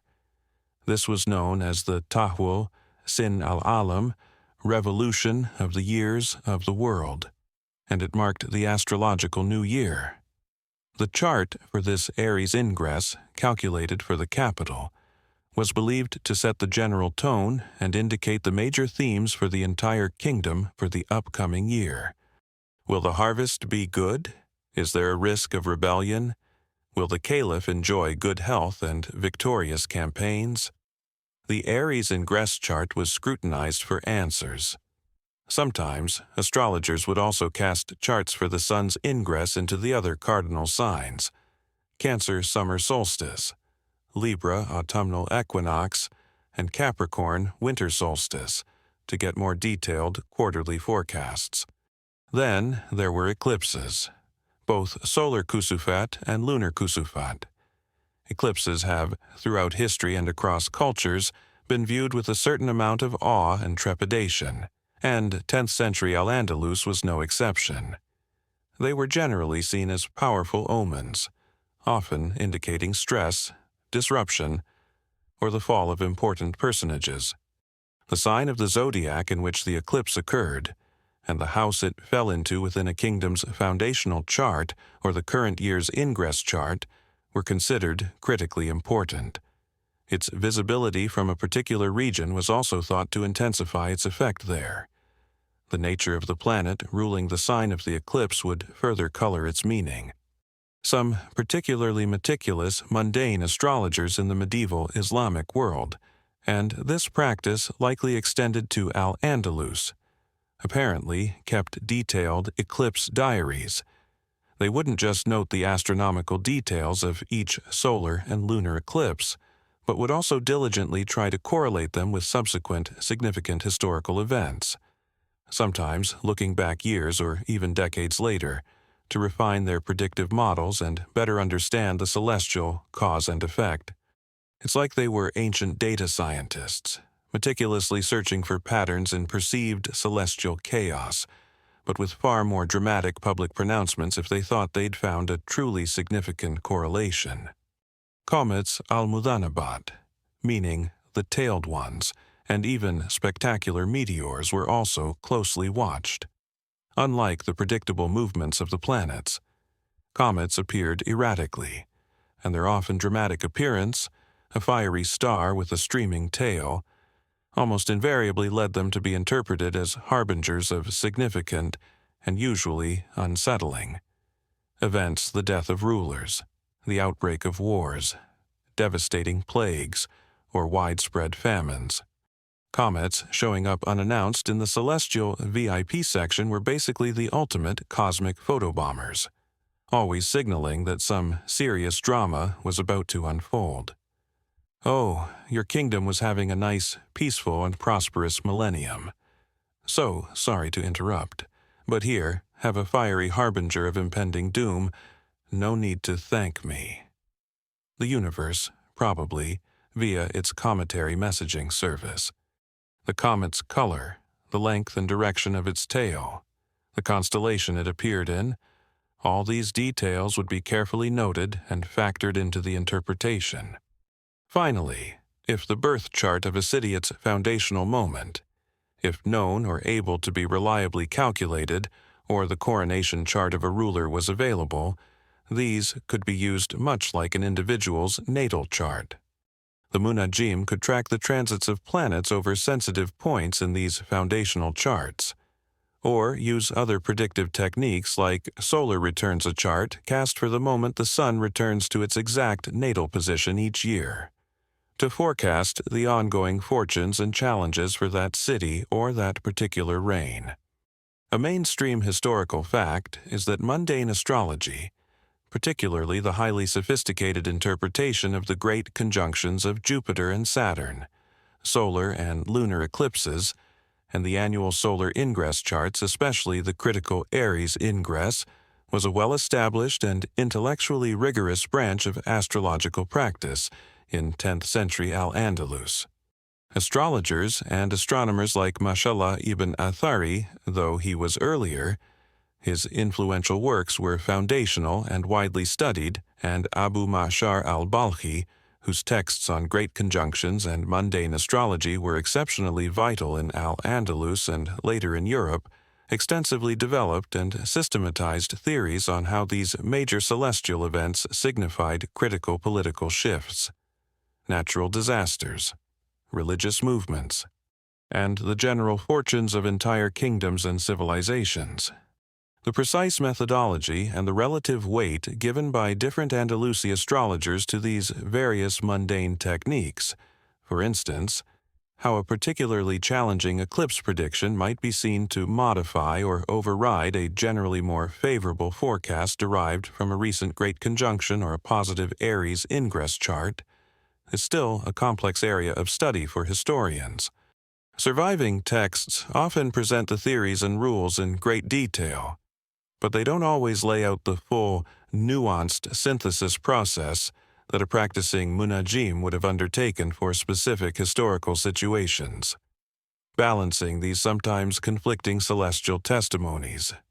The task of the munajim, then, in mundane astrology, was to synthesize all these varied and complex celestial indicators, the grand cycles of Jupiter and Saturn, the annual pulse of the solar ingresses, the sudden warnings of eclipses and comets, into a coherent and actionable forecast for the caliph and the state. It was a practice that blended meticulous astronomical calculation with profound historical awareness and a deep understanding of the symbolic language of the cosmos, all performed under the immense pressure of royal expectation. We've just peered into the grand, sweeping pronouncements of mundane astrology, where the munajim of 10th century Al-Andalus sought to read the fate of kingdoms and the likelihood of widespread events like plagues or famines from the movements of great planetary conjunctions and eclipses. Now, let's bring our gaze down from those kingdom-spanning forecasts and focus on something far more personal, yet equally governed, in their view, by the stars, the health and well-being of the individual human body. Welcome to the intricate world of iatromathematics, or medical astrology, where the as above, so below principle was applied with life or death seriousness. The very term iatromathematics, from the Greek iatros, meaning physician, and mathematikos, often referring to an astrologer or mathematician, tells you how deeply intertwined these disciplines were. In the learned circles of Cordoba, medicine and astrology weren't seen as separate, let alone opposing fields. They were considered complementary, essential parts of a holistic understanding of human existence. Just as the cosmos was a divinely ordered macrocosm, the human body was its microcosm, reflecting celestial harmonies and susceptible to celestial influences. This practice was deeply integrated with the dominant medical theory of the day Galenic humorism. This theory posited that health depended on the balance of four bodily fluids or humors: blood sanguine, phlegm phlegmatic, yellow bile choleric, and black bile melancholic, each of which corresponded to the four elemental qualities of hot, cold, dry, and moist, which were, in turn, linked to the planets and zodiacal signs. Illness, therefore, was often seen as an imbalance of these humors, an imbalance that could be indicated, exacerbated, or even potentially rectified by understanding the celestial weather. A key concept in medical astrology was the zodiacal man, or homo signorum. This was the belief that each of the 12 zodiacal signs ruled or had a specific affinity with a particular part of the human body, starting from the head and working down to the feet. So, Aries, the first sign, governed the head and face. Taurus ruled the neck and throat. Gemini corresponded to the arms, shoulders, and lungs. Cancer held sway over the chest, breasts, and stomach. Leo governed the heart, spine, and upper back. Virgo was linked to the intestines and abdomen. Libra ruled the kidneys, lower back, and the body's equilibrium. Scorpio, unsurprisingly, governed the reproductive organs and excretory system.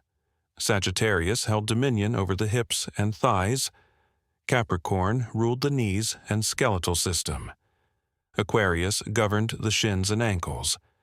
And finally, Pisces was associated with the feet and the lymphatic system. The zodiacal man was like the ultimate cosmic operation game. Looks like the moon is transiting Aries and squaring Mars today. Careful you don't get the celestial tweezers too close to the patient's head, or they'll get a splitting headache and demand a full planetary alignment before breakfast. Similarly, each of the 7 classical planets was believed to have rulership over certain body parts, functions, types of diseases, and even the humors themselves.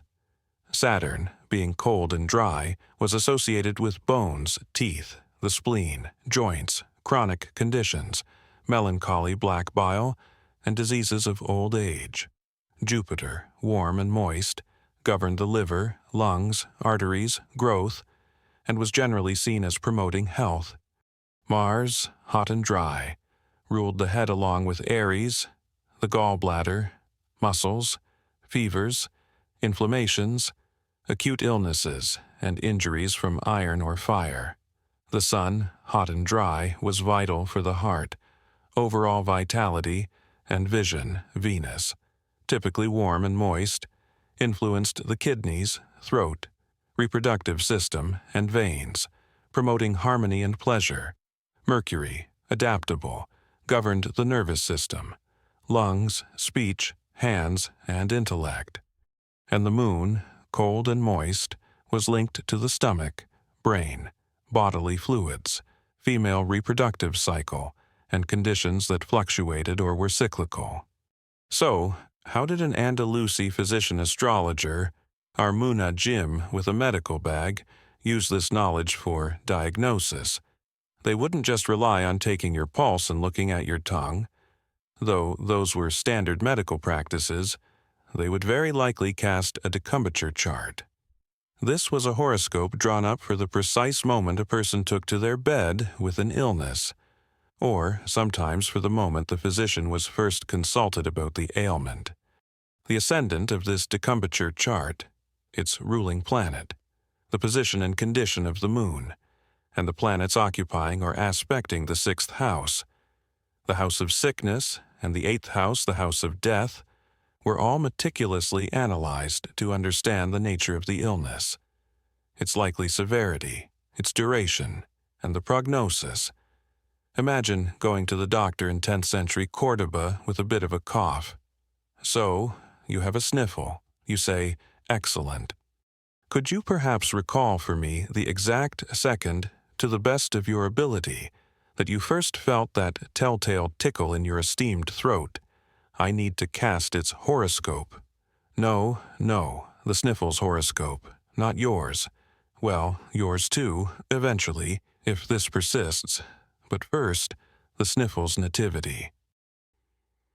The patient's own natal chart, if available, would also be consulted to see if there were any inherent vulnerabilities or if current planetary transits were afflicting sensitive points in their birth map. When it came to treatment, astrology played an even more active role, especially through electional principles. It wasn't just what medicine you gave, but when you gave it that could make all the difference. One would choose an auspicious time for administering specific remedies, ensuring the moon was well aspected, and perhaps that the planet associated with the remedy or the afflicted body part was strong. Bloodletting FOSD in Arabic, a very common medical procedure at the time, was considered particularly dangerous if not timed correctly. It was crucial to ensure the moon was not in the zodiacal sign ruling the part of the body from which blood was to be drawn, as this was thought to draw out too much vital spirit or cause excessive bleeding. Timing your bloodletting by the moon was absolutely crucial. Get it wrong, and instead of a gentle, therapeutic release of bad humors, you might accidentally drain all your good luck for the entire month. Or worse, develop a sudden and inexplicable urge to howl at, well, the moon itself, which could be socially awkward at the next symposium. Surgery, if it was undertaken and it was for certain conditions, with surprising skill, would also be timed with extreme care, avoiding moments when the moon was applying to a hard aspect with the Mars, planet of cuts and iron, and ensuring the planet ruling the afflicted body part was as strong and well supported as possible. Even the gathering of medicinal herbs was often timed astrologically, picking them when their ruling planet was dignified to maximize their potency. A mainstream historical fact is that medical astrology, or iatromathematics, was indeed an integral and sophisticated part of learned medical practice in 10th century Al-Andalus, deeply influenced by the established Galenic humoral theory and drawing heavily on Hellenistic astrological principles. Physicians and astrologers who were often the same highly educated individuals would routinely consult natal charts, cast decumbiture charts for the onset of critical illness, and meticulously use electional astrology to determine the most favorable celestial moments for administering specific treatments, performing procedures like bloodletting or cauterization, or undertaking surgical interventions. They firmly believed that these celestial configurations directly impacted bodily health, the course of an illness, and the efficacy of any remedies applied. Herbal remedies themselves were often classified according to planetary correspondences and their inherent qualities of hot, cold, dry, or moist. So, a solar herb like chamomile or calendula might be used for heart conditions or to boost vitality. Lunar herbs, perhaps willow bark or cucumber, might be used for conditions involving fluid imbalances or fevers, as the moon was cool. Martian herbs, often pungent and heating like mustard or nettle, might be employed for infections or to stimulate energy. It was a complex system of correspondences, aiming to restore humoral balance in sympathy with the cosmos. Now, for a quirky, and perhaps slightly alarming, fringe tidbit, some medieval medical astrological texts from the broader Islamic and later European traditions, which drew heavily on these foundational ideas, included surprisingly specific, almost comically precise, and sometimes quite dire instructions. You might find warnings like, "Do not administer a purge if Mercury is retrograde in Gemini and afflicting the moon, lest the bowels become uncontrollably loquacious," or "Do not bleed from the patient's left foot if the moon is in Pisces and forming a hard square aspect to a retrograde Saturn, lest the patient not only fail to recover, but also develop an incurable fear of fishmongers and persistently damp socks for the remainder of their days." While such extreme examples might be more illustrative than literal everyday practice, they certainly underscore the incredibly detailed and sometimes seemingly arbitrary to us correspondences that these dedicated physician astrologers worked with. The extent to which practicing physicians in the bustling city of Córdoba or the rural towns of Al-Andalus universally adhered to these complex astrological protocols for every single patient, versus perhaps reserving such detailed and time-consuming celestial considerations for their more elite clients, particularly baffling cases, or when standard treatments failed, is still a subject of lively debate among historians of medicine and science. The practical time constraints of a busy medical practice then, as now, would surely have been a factor. But the underlying principle was clear. Your body was a little universe, echoing the grand universe above, and understanding that celestial harmony, or its occasional disruptions, was key to understanding and maintaining your precious health. So, you've seen how the physician-astrologer of 10th century Al-Andalus might consult the stars to understand your ailments and choose the most auspicious moment for treatment, applying that profound, as above, so below principle to the very fibers of your being. This deep integration of astrology into so many facets of life, from state affairs to personal health, might make it seem like its validity was universally and unquestioningly accepted. But that wouldn't be the full picture. Even in this golden age of Islamic science and scholarship, where astronomy and astrology reached remarkable heights, the art of reading futures in the stars was by no means without its critics. There was a lively, ongoing debate, a celestial push and pull, concerning its permissibility, its efficacy, and its very nature. Despite its widespread practice and the often enthusiastic patronage it received from caliphs, viziers, and the educated elite, astrology in Al-Andalus faced some pretty significant critiques, particularly from certain theologians and jurists. The most potent arguments often came from a theological standpoint. A core tenet of Islam is God's absolute omnipotence and omniscience. Only God truly knows al-Ghaib, the unseen, the future. For some scholars, astrology, with its claims to predict future events or delineate character based on celestial configurations, seemed to dangerously encroach upon this divine prerogative. It was like, "Okay, Mr. Munajjim, your planetary calculations are incredibly impressive, and your astrolabe is a thing of beauty, but we've had a few strongly worded complaints from the head office in the theology department about potentially undermining divine omnipotence. Could you perhaps add a very prominent God-willing disclaimer, maybe in flashing celestial lights, to your next famine and pestilence forecast?" This tied into complex discussions about determinism versus free will, and the Islamic concept of qadar, or divine decree. If the stars dictated human actions and fates, what room was left for individual responsibility or the efficacy of prayer and repentance? And, perhaps most seriously, there was the ever-present concern of shirk, the unforgivable sin of associating partners with God. If celestial bodies were seen as independent causal agents, wielding their own power to influence human destiny, then one was perilously close to worshiping the stars themselves, a practice anathema to strict monotheism. Certain Quranic verses, which speak of stars as navigational aids or as beautiful adornments of the heavens created by God, might be cited by critics as evidence that their purpose was not for divining human fates. Figures from slightly later periods in Al-Andalus, like the formidable scholar Ibn Hazm, would fiercely attack astrology on these very theological grounds. Beyond the purely theological, there were also rational and philosophical critiques.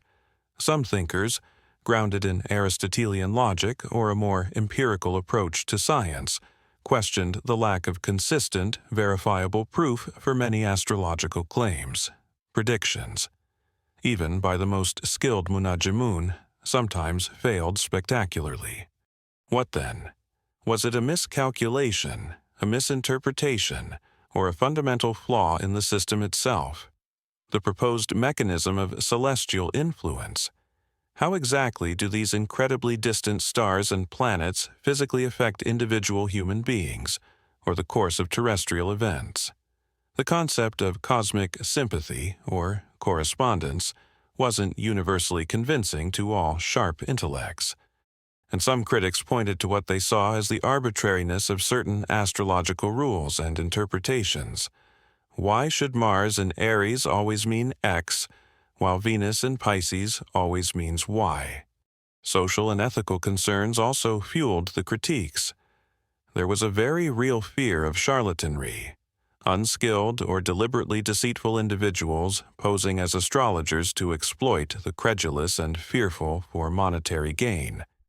You just know there were probably some smooth-talking characters in the bustling Cordoban souk with a slightly rusty, second-hand astrolabe and a very well-rehearsed, vaguely ominous spiel. For just 2 shiny silver dirhams, my friend, I can reveal to you from the stars that you will definitely encounter a Tuesday sometime next week.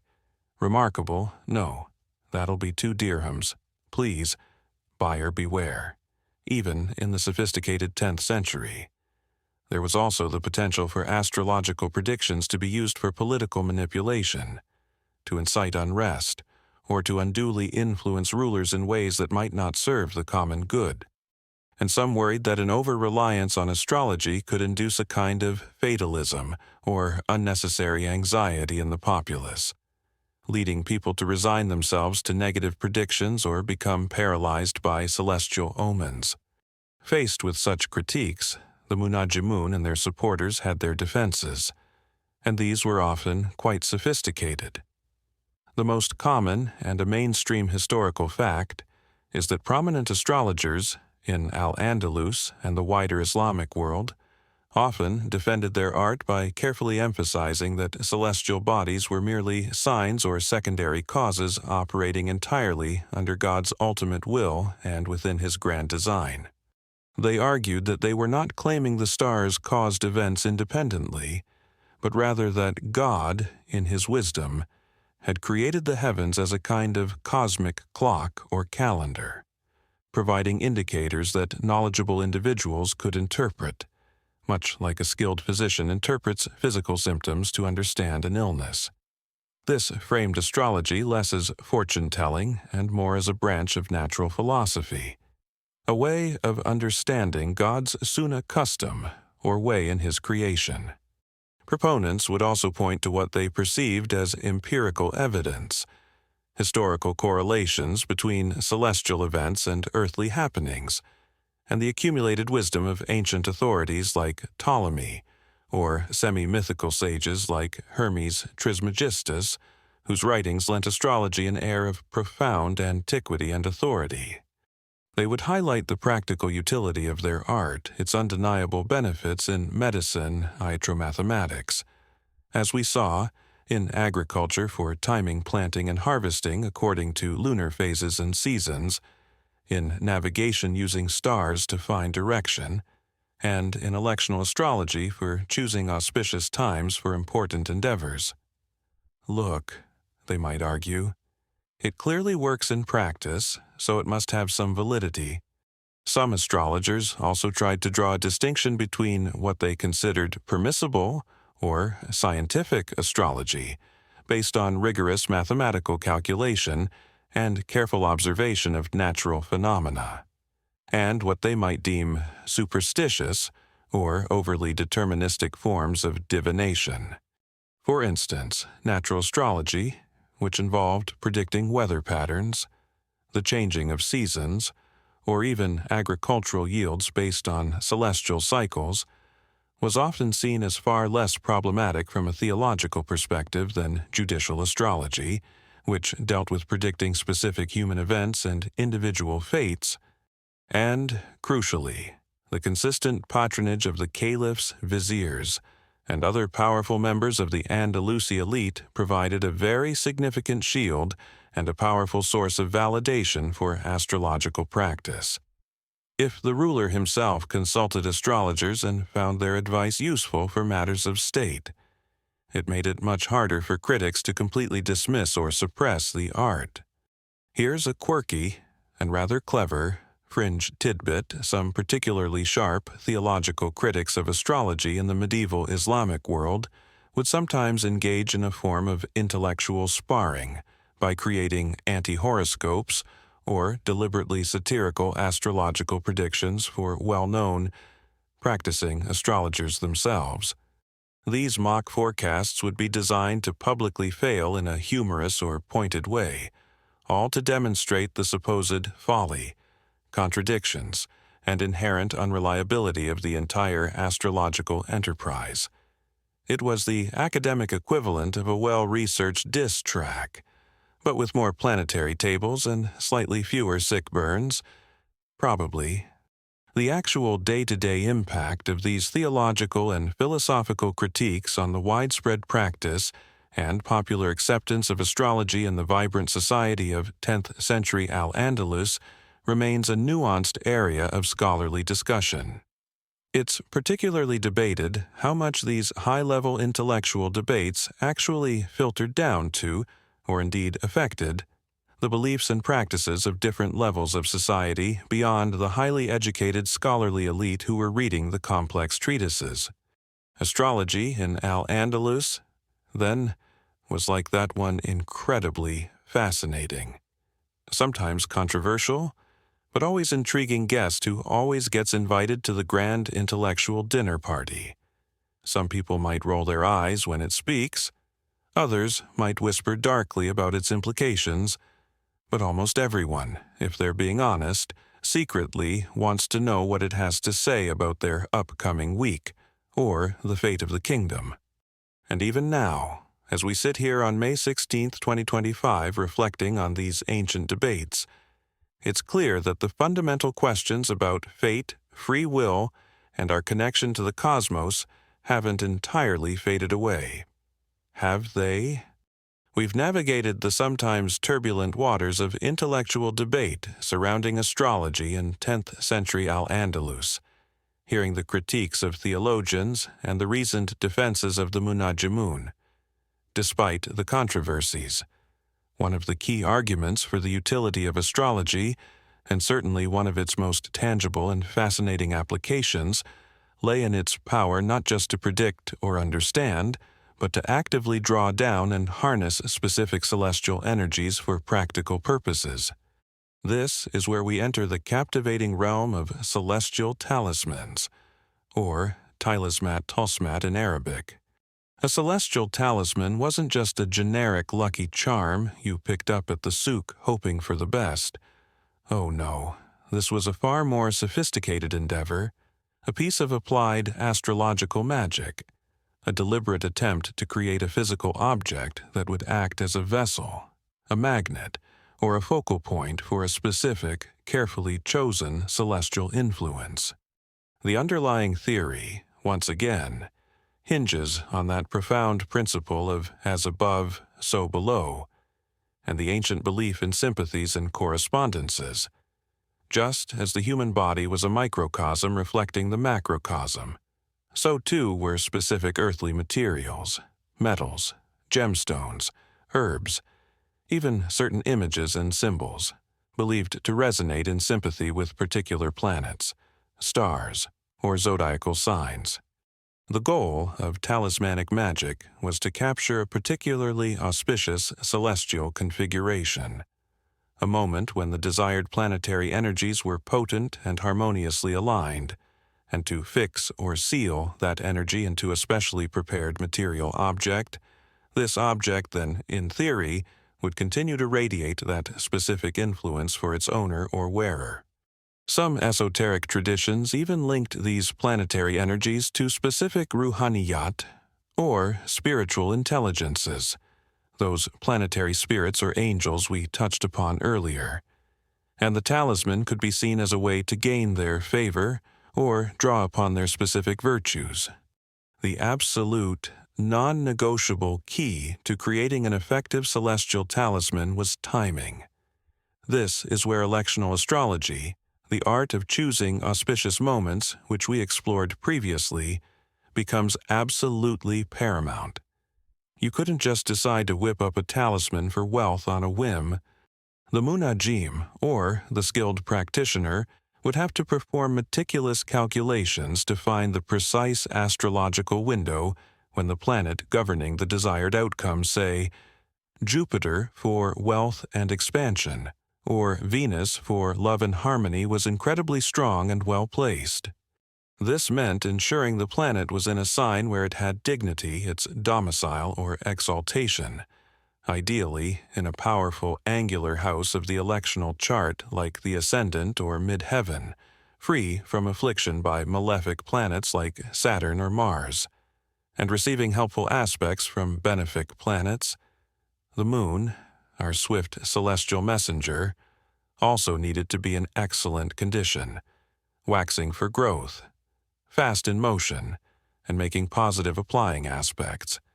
The entire horoscope of the talisman's birth, the moment it was consecrated or completed, was considered its defining signature. Making a Venus talisman for love.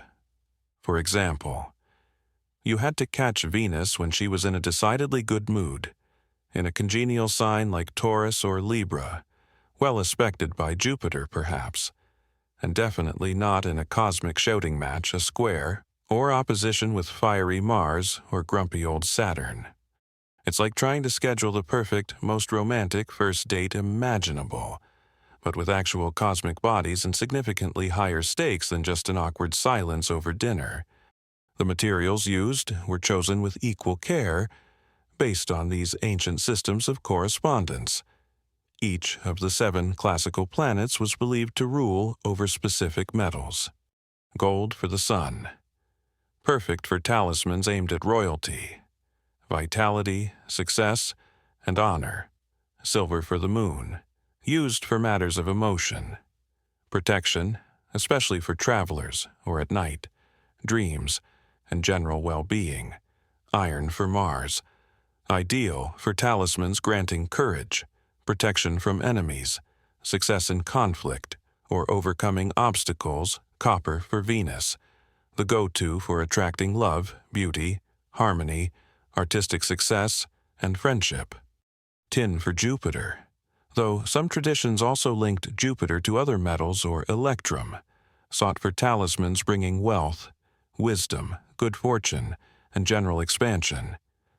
Lead for Saturn, used for stability, protection from harm, especially from unseen forces or witchcraft, matters related to agriculture, buildings, or sometimes for binding purposes.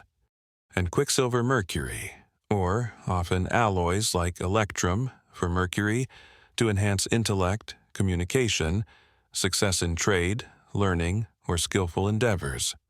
So, you want a high-powered talisman for achieving great worldly success and public recognition. That'll be pure gold, meticulously engraved with solar symbols under a dignified sun in Leo in the 10th house, possibly with a sprinkle of powdered diamond if you could get it, and maybe, just maybe, a feather from a legendary phoenix if one happened to be molting nearby. No wonder only the caliph or the wealthiest merchants could likely afford the really top-tier, custom-designed celestial bling. My personal success talisman is currently a slightly bent paperclip I found under my desk, which, I suspect, might be under the influence of a very confused and slightly depressed Mercury. Gemstones, too, had their planetary affinities. Rubies or diamonds for the sun, pearls or moonstones for the moon, emeralds for Venus, sapphires for Jupiter, garnets or bloodstones for Mars, and so on. These stones might be engraved with planetary symbols, characters, divine names, or even miniature images. Herbs and incenses associated with each planet would be used during the ritual of creation, primarily for fumigation, to purify the space and the materials, and to further align the operation with the desired celestial energy. Sometimes, powdered herbs might even be incorporated into the talisman itself, perhaps enclosed in a small pouch or locket. The ritual of creation was a sacred act. The practitioner, having first purified themselves, would wait for that precisely calculated astrological moment. Then, with focused intent, they would begin the work, engraving the chosen metal or stone, molding a clay tablet, or perhaps writing on parchment. This was often done while reciting specific invocations or prayers to the planetary intelligence being called upon, or to God, asking for the celestial virtue to be infused into the object. Fumigation with the appropriate planetary incense, frankincense for the sun, sandalwood for the moon, benzoin for Jupiter, musk for Saturn, though a little goes a long way with that one, would envelop the working. Once completed at the elected instant, the talisman was considered born, alive with the specific celestial energy of that moment. The inscriptions on these talismans weren't just good vibes only stickers. They were serious business, divine names, planetary sigils, angelic names, sometimes a very strongly worded request to the spirit of Jupiter for a substantial raise or a favorable trade wind. It was like a cosmic contract, but probably with much better calligraphy and more mystical symbols than your average modern legal document. And what were these carefully crafted objects used for? A multitude of purposes. Protection hifs was a major one, talismans to guard against the evil eye, malevolent jinn, human enemies, accidents, or specific illnesses. Attraction jaub was another talismans to draw love, foster friendship, attract wealth and prosperity, or gain favor from rulers or important people. Healing talismans might be created to address specific ailments, drawing on the planetary energies associated with the afflicted body part or the type of illness. Other talismans could be for more specific goals, like enhancing memory, a mercurial pursuit, ensuring safe travel, lunar or Jupiterian, achieving success in trade, mercurial, or even in Saturn's domain, for things like protecting buildings or ensuring the fertility of agricultural land.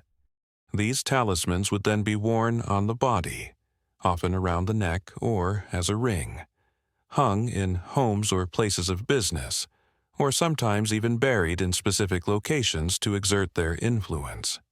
A mainstream historical fact is that the creation of astrological talismans, objects inscribed or constructed at a deliberately chosen, astrologically auspicious moment to capture and embody specific celestial influences, was a well-established and sophisticated practice in the medieval Islamic world, including, in 10th century Al-Andalus, influential texts like the Picatrix Gayat al-Hakam, The Goal of the Wise, though compiled slightly later than our 10th century focus, drew heavily on earlier Hellenistic, Persian, and Arabic traditions, meticulously detailing the precise methods for making talismans based on planetary positions, zodiacal signs, lunar mansions, and even fixed stars.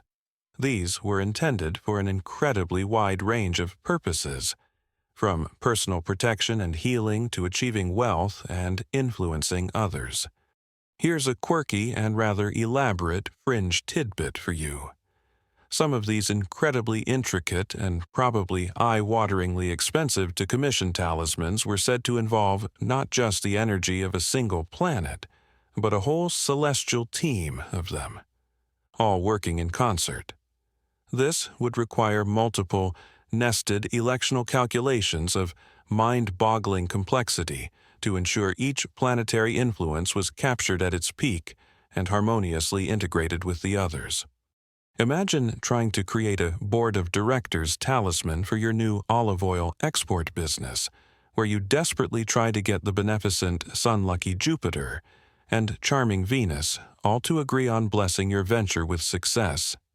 while stern old Saturn is diplomatically asked to just not interfere too much from his distant cosmic corner office, perhaps by offering him his own tiny lead sub-talisman of appeasement.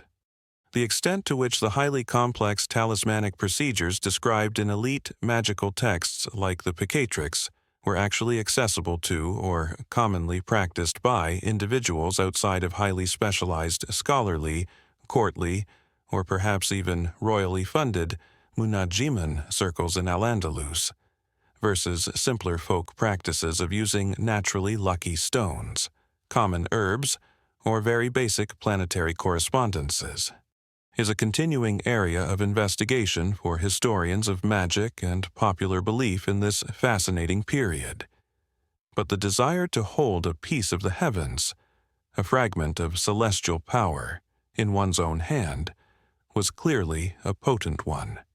You've now delved into the intricate art of crafting celestial talismans in 10th century Al-Andalus, objects designed to capture a fragment of starlight, a whisper of planetary power, and bring it down to earth. This sophisticated practice, blending meticulous astrological timing with an understanding of cosmic sympathies, was just one facet of the incredibly rich intellectual and scientific culture that blossomed in Cordoba and other Andalusi cities. But this knowledge, this starlight, wasn't destined to remain confined to the Iberian Peninsula. Its legacy was to travel, to illuminate minds far beyond its borders, profoundly shaping the course of later European thought.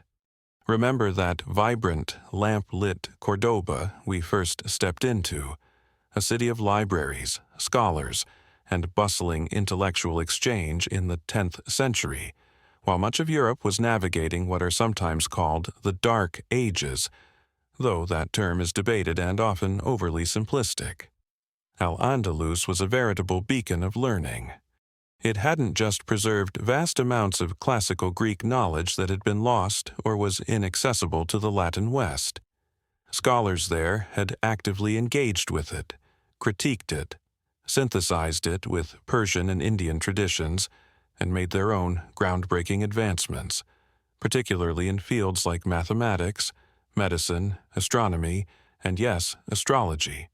So, how did this precious cargo of celestial and other knowledge make its way north, across the Pyrenees, and into the nascent intellectual centers of Christian Europe?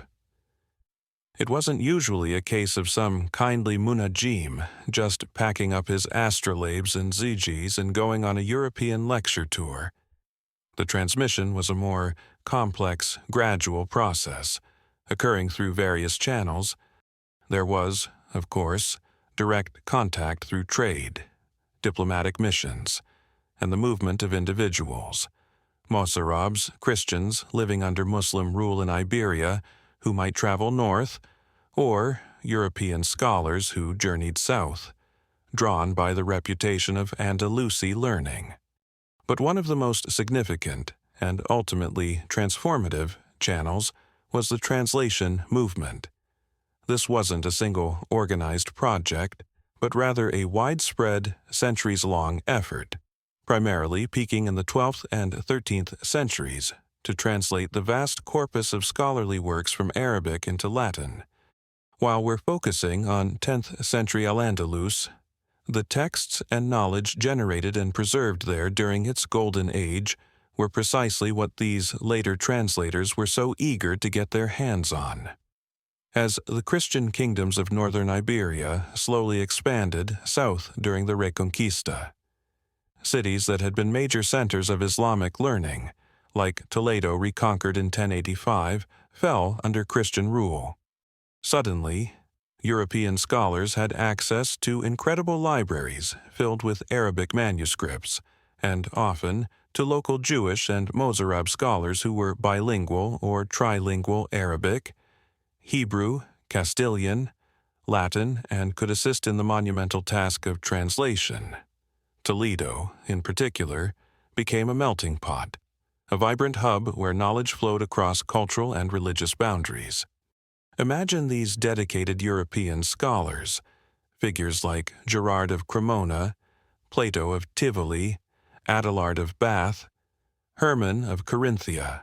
These are mostly 12th century luminaries, but they were the intellectual heirs and conduits of the knowledge that was flourishing in places like Cordoba a century or two earlier. They flocked to these newly accessible centers in Spain, hungry for the wisdom contained in Arabic texts. Translating those dense astronomical and astrological treatises from sophisticated, nuanced Arabic into often less scientifically developed medieval Latin must have been an absolute nightmare. It's like trying to translate a highly technical modern scientific journal article into, say, Chaucerian English, using only a very basic bilingual dictionary that's missing half its pages and has a few unfortunate coffee stains obscuring key terms. You'd need incredible patience, profound linguistic skills, a deep understanding of the subject matter, and probably an endless supply of very strong coffee, or whatever the 12th century equivalent was, perhaps very potent, sugary herbal tea sipped by flickering candlelight. And what exactly was being translated a treasure trove? In astronomy, Ptolemy's Almagest, the absolute Bible of ancient astronomical theory and calculation, which had been largely lost to the Latin West, was reintroduced via its Arabic versions and commentaries. Crucially, the highly refined astronomical tables, the Zujus, developed by Islamic astronomers like Al-Khwarizmi, whose name gave us algorithm and al-Battani, and later the incredibly influential Toledan tables, compiled in Toledo itself, based on earlier Andalusi work by figures like al-Zarqali Arzakel, were translated. These tables were essential for accurately calculating planetary positions. Works on astronomical instruments, especially the theory and construction of the astrolabe with treatises by figures like Mashallah or Al-Farghani becoming standard, were also eagerly translated, allowing European craftsmen to start making their own. In astrology, Ptolemy's Tetrabiblos, the foundational text for astrological theory, also made its way back into Latin from Arabic. Even more impactful, perhaps, were the works of major Islamic astrologers like Abu Mashar al-Balkhi, known in Latin as Albumasar, whose great introduction to astrology became a cornerstone of medieval European astrological thought. The writings of Al-Kindi al-Kindis on stellar rays and astrological magic, and those of Mashallah on virtually every branch of astrology, were also translated and widely circulated. These texts covered natal astrology, mundane astrology, electional astrology, and even the principles of talismanic magic, as found in works that would eventually contribute to compendia like the Picatrix, originally Gayat al-Hakam, the Goal of the Wise, an Arabic work on magic and astrology with Andalusi connections. And let's not forget the mathematics that underpinned all of this, the Hindu-Arabic numeral system, so much easier than Roman numerals for complex calculations. Algebra and advanced trigonometry were all transmitted, providing the essential mathematical tools. The impact of this influx of knowledge on European thought was nothing short of transformative. A mainstream historical fact is that this translation movement, centered in cities like Toledo in Spain, from roughly the 11th to the 13th centuries, was absolutely pivotal in transmitting vast amounts of scientific and philosophical knowledge from Arabic into Latin. This included foundational astronomical and astrological texts derived from Greek, Persian, and Indian traditions, which had been diligently preserved, critically synthesized, and significantly advanced within the Islamic world, including 10th century Al-Andalus. This immense body of learning profoundly shaped the intellectual development of medieval and Renaissance Europe. Europe in the early Middle Ages. Upon receiving all this advanced astronomical and astrological knowledge from Al-Andalus and other centers of Islamic learning, was like a particularly diligent student who had unfortunately slept through most of the cosmic class for a few centuries and was finally receiving the detailed, expertly compiled lecture notes. Oh, that's how the astrolabe actually works. And Jupiter's generally considered a good guy, and you can calculate things with these new Arabic numbers. Mind blown. These newly available texts became part of the core curriculum in the emerging European universities of Paris, Oxford, Bologna, and elsewhere, stimulating intellectual inquiry and laying the groundwork for later European scientific developments. Even figures like Copernicus, centuries later, while challenging the Ptolemaic system, were working within an astronomical tradition that had been profoundly shaped and transmitted by Islamic scholars. And he was aware of some of their critiques of Ptolemy. Astrology, too, experienced a massive revival and became deeply embedded in medieval and Renaissance European culture, from royal courts to medical practice, all heavily reliant on the theories and techniques passed on through these Arabic transmissions. Here's a quirky little fringe tidbit for you. Some of those dedicated European scholars, undertaking the arduous task of translating complex Arabic scientific and astrological texts into Latin, reportedly developed their own secret decoder rings, or highly personalized glossaries for tricky technical terms, star names, or philosophical concepts, because direct one-to-one equivalents often simply didn't exist in medieval Latin. You can almost picture them hunched over a precious manuscript, muttering. Okay, the text says Al-Zubana, which I know generally means the claw. But in this specific astrological context, does that refer to the constellation Libra's scales, which were anciently seen as Scorpio's claws? Or is it talking about Scorpio's actual pointy claw today? Let me just consult my celestial cheat sheet and hope for the best. The exact degree of direct influence of specific Andalusi astronomical innovations, particularly those from the vibrant 10th and 11th centuries, on the much later Copernican revolution, beyond the general and undeniable transmission of Ptolemaic and critical Islamic astronomical models which informed the entire European astronomical tradition, is still a fertile and fascinating area of research and discussion among historians of science, but the debt is undeniable. So, next time you idly check your horoscope app on your phone, we don't judge here. Remember, this is a safe, sleepy space. Maybe spare a fleeting thought for those industrious munajimun in 10th century Cordoba, meticulously calculating planetary positions with their astrolabes and ziges, and for those, later, equally dedicated translators in Toledo, painstakingly rendering that complex starlight legacy into Latin. They did the hard celestial math and the challenging linguistic gymnastics so that, centuries later, you could casually ponder if Mercury retrograde is really the reason your Wi-Fi is acting up again. The starlight legacy, it turns out, is long, surprisingly interconnected, and maybe, just maybe, even relevant to your dodgy internet connection. We've journeyed far, haven't we? From the vibrant, lamplit streets of 10th century Cordoba, we delved into the intricate art and science of celestial divination, exploring the tools, the theories, the practitioners, and the profound influence of the stars on nearly every aspect of life in Al-Andalus. We saw how this starlight legacy, this precious cargo of astronomical and astrological knowledge, was painstakingly translated and transmitted, eventually illuminating the intellectual landscape of medieval and Renaissance Europe.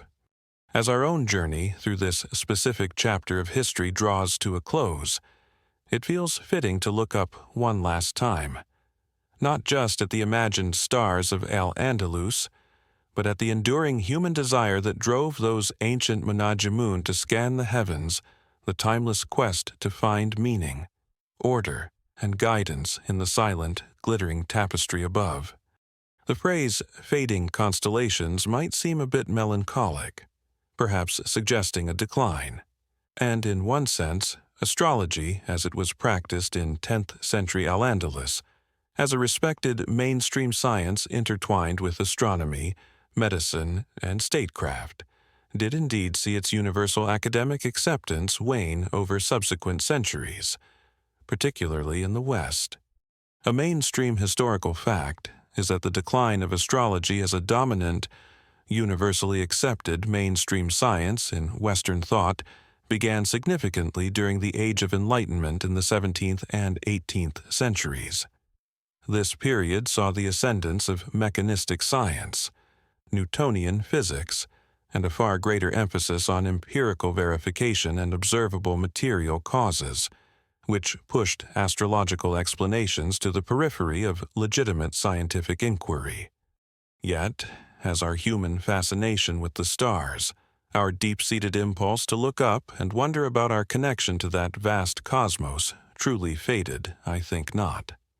Even now, on this very day, May 16th, 2025, millions, perhaps billions, of us will glance at a horoscope, ponder a planetary alignment, or simply gaze at the night sky with a sense of awe and a quiet question in our hearts.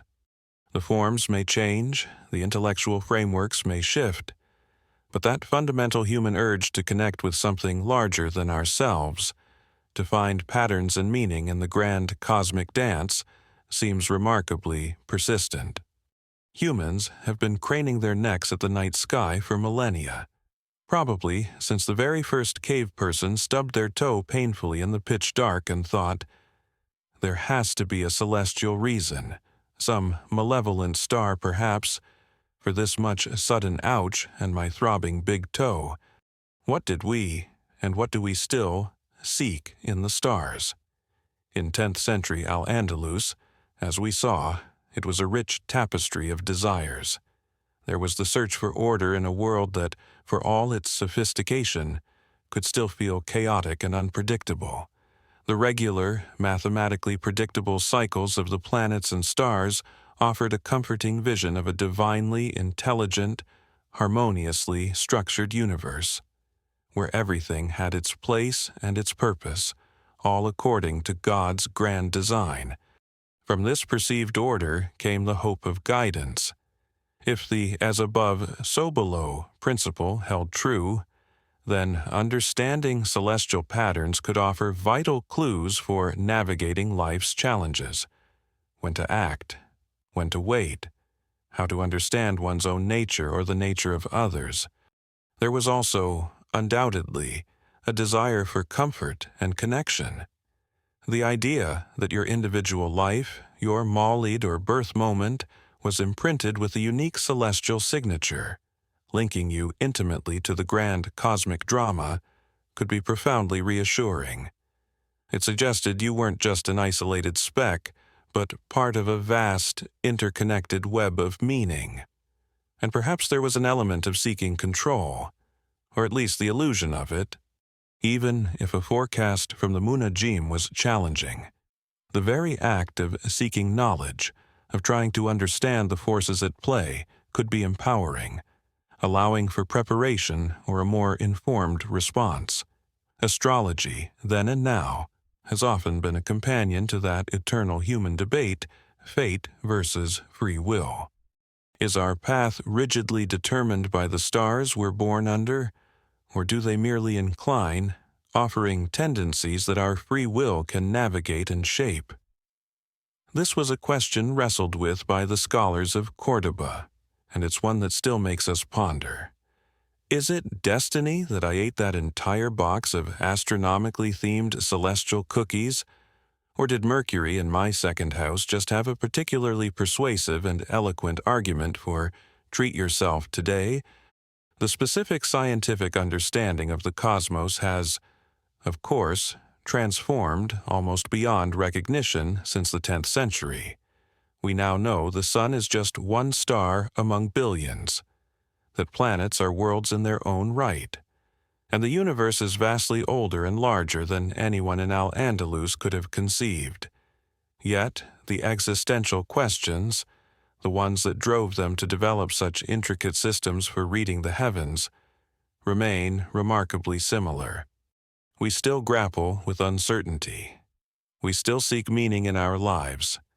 We still look for patterns that might help us understand ourselves and our place in the universe.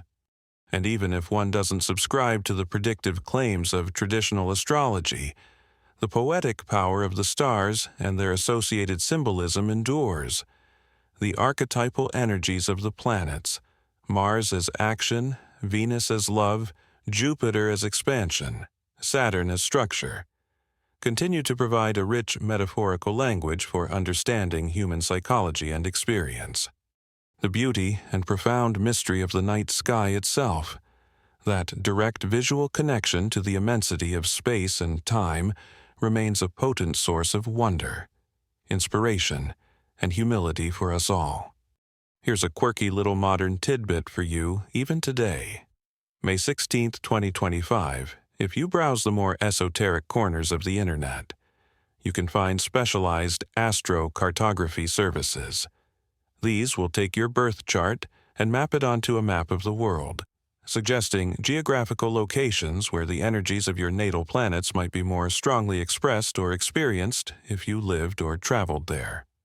It's like the ancient Munajim's carefully considered global travel advisory, but updated with clickable maps, GPS coordinates, and probably fewer actual camels involved in getting you to your astrologically optimized destination.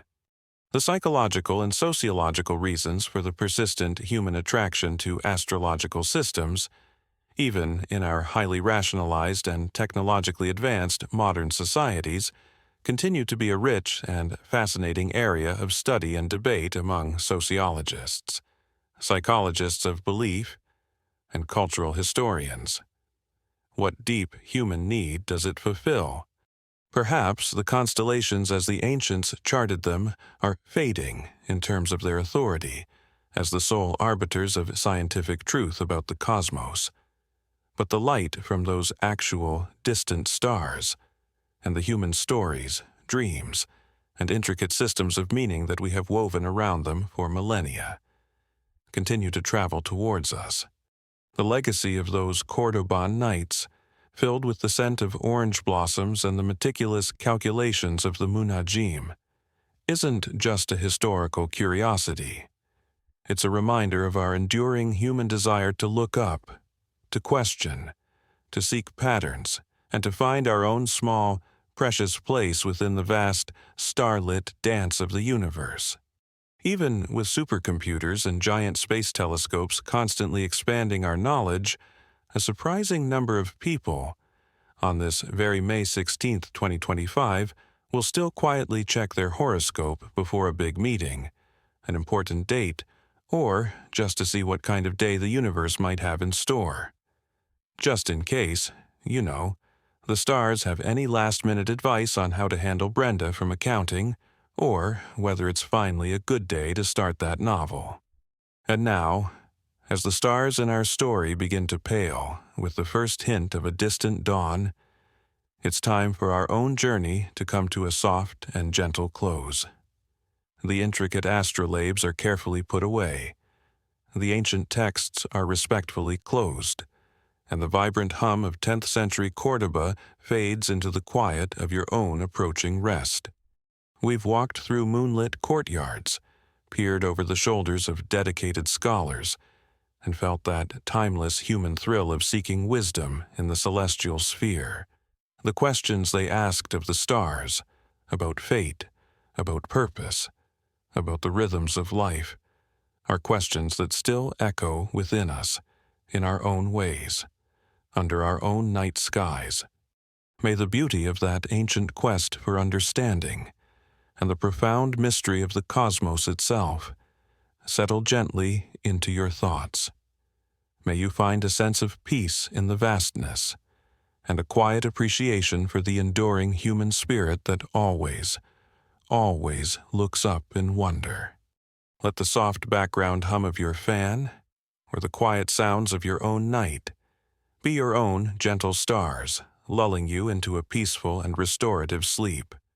May your dreams be filled with calm, and may you awaken refreshed, carrying perhaps a tiny spark of that ancient starlight with you.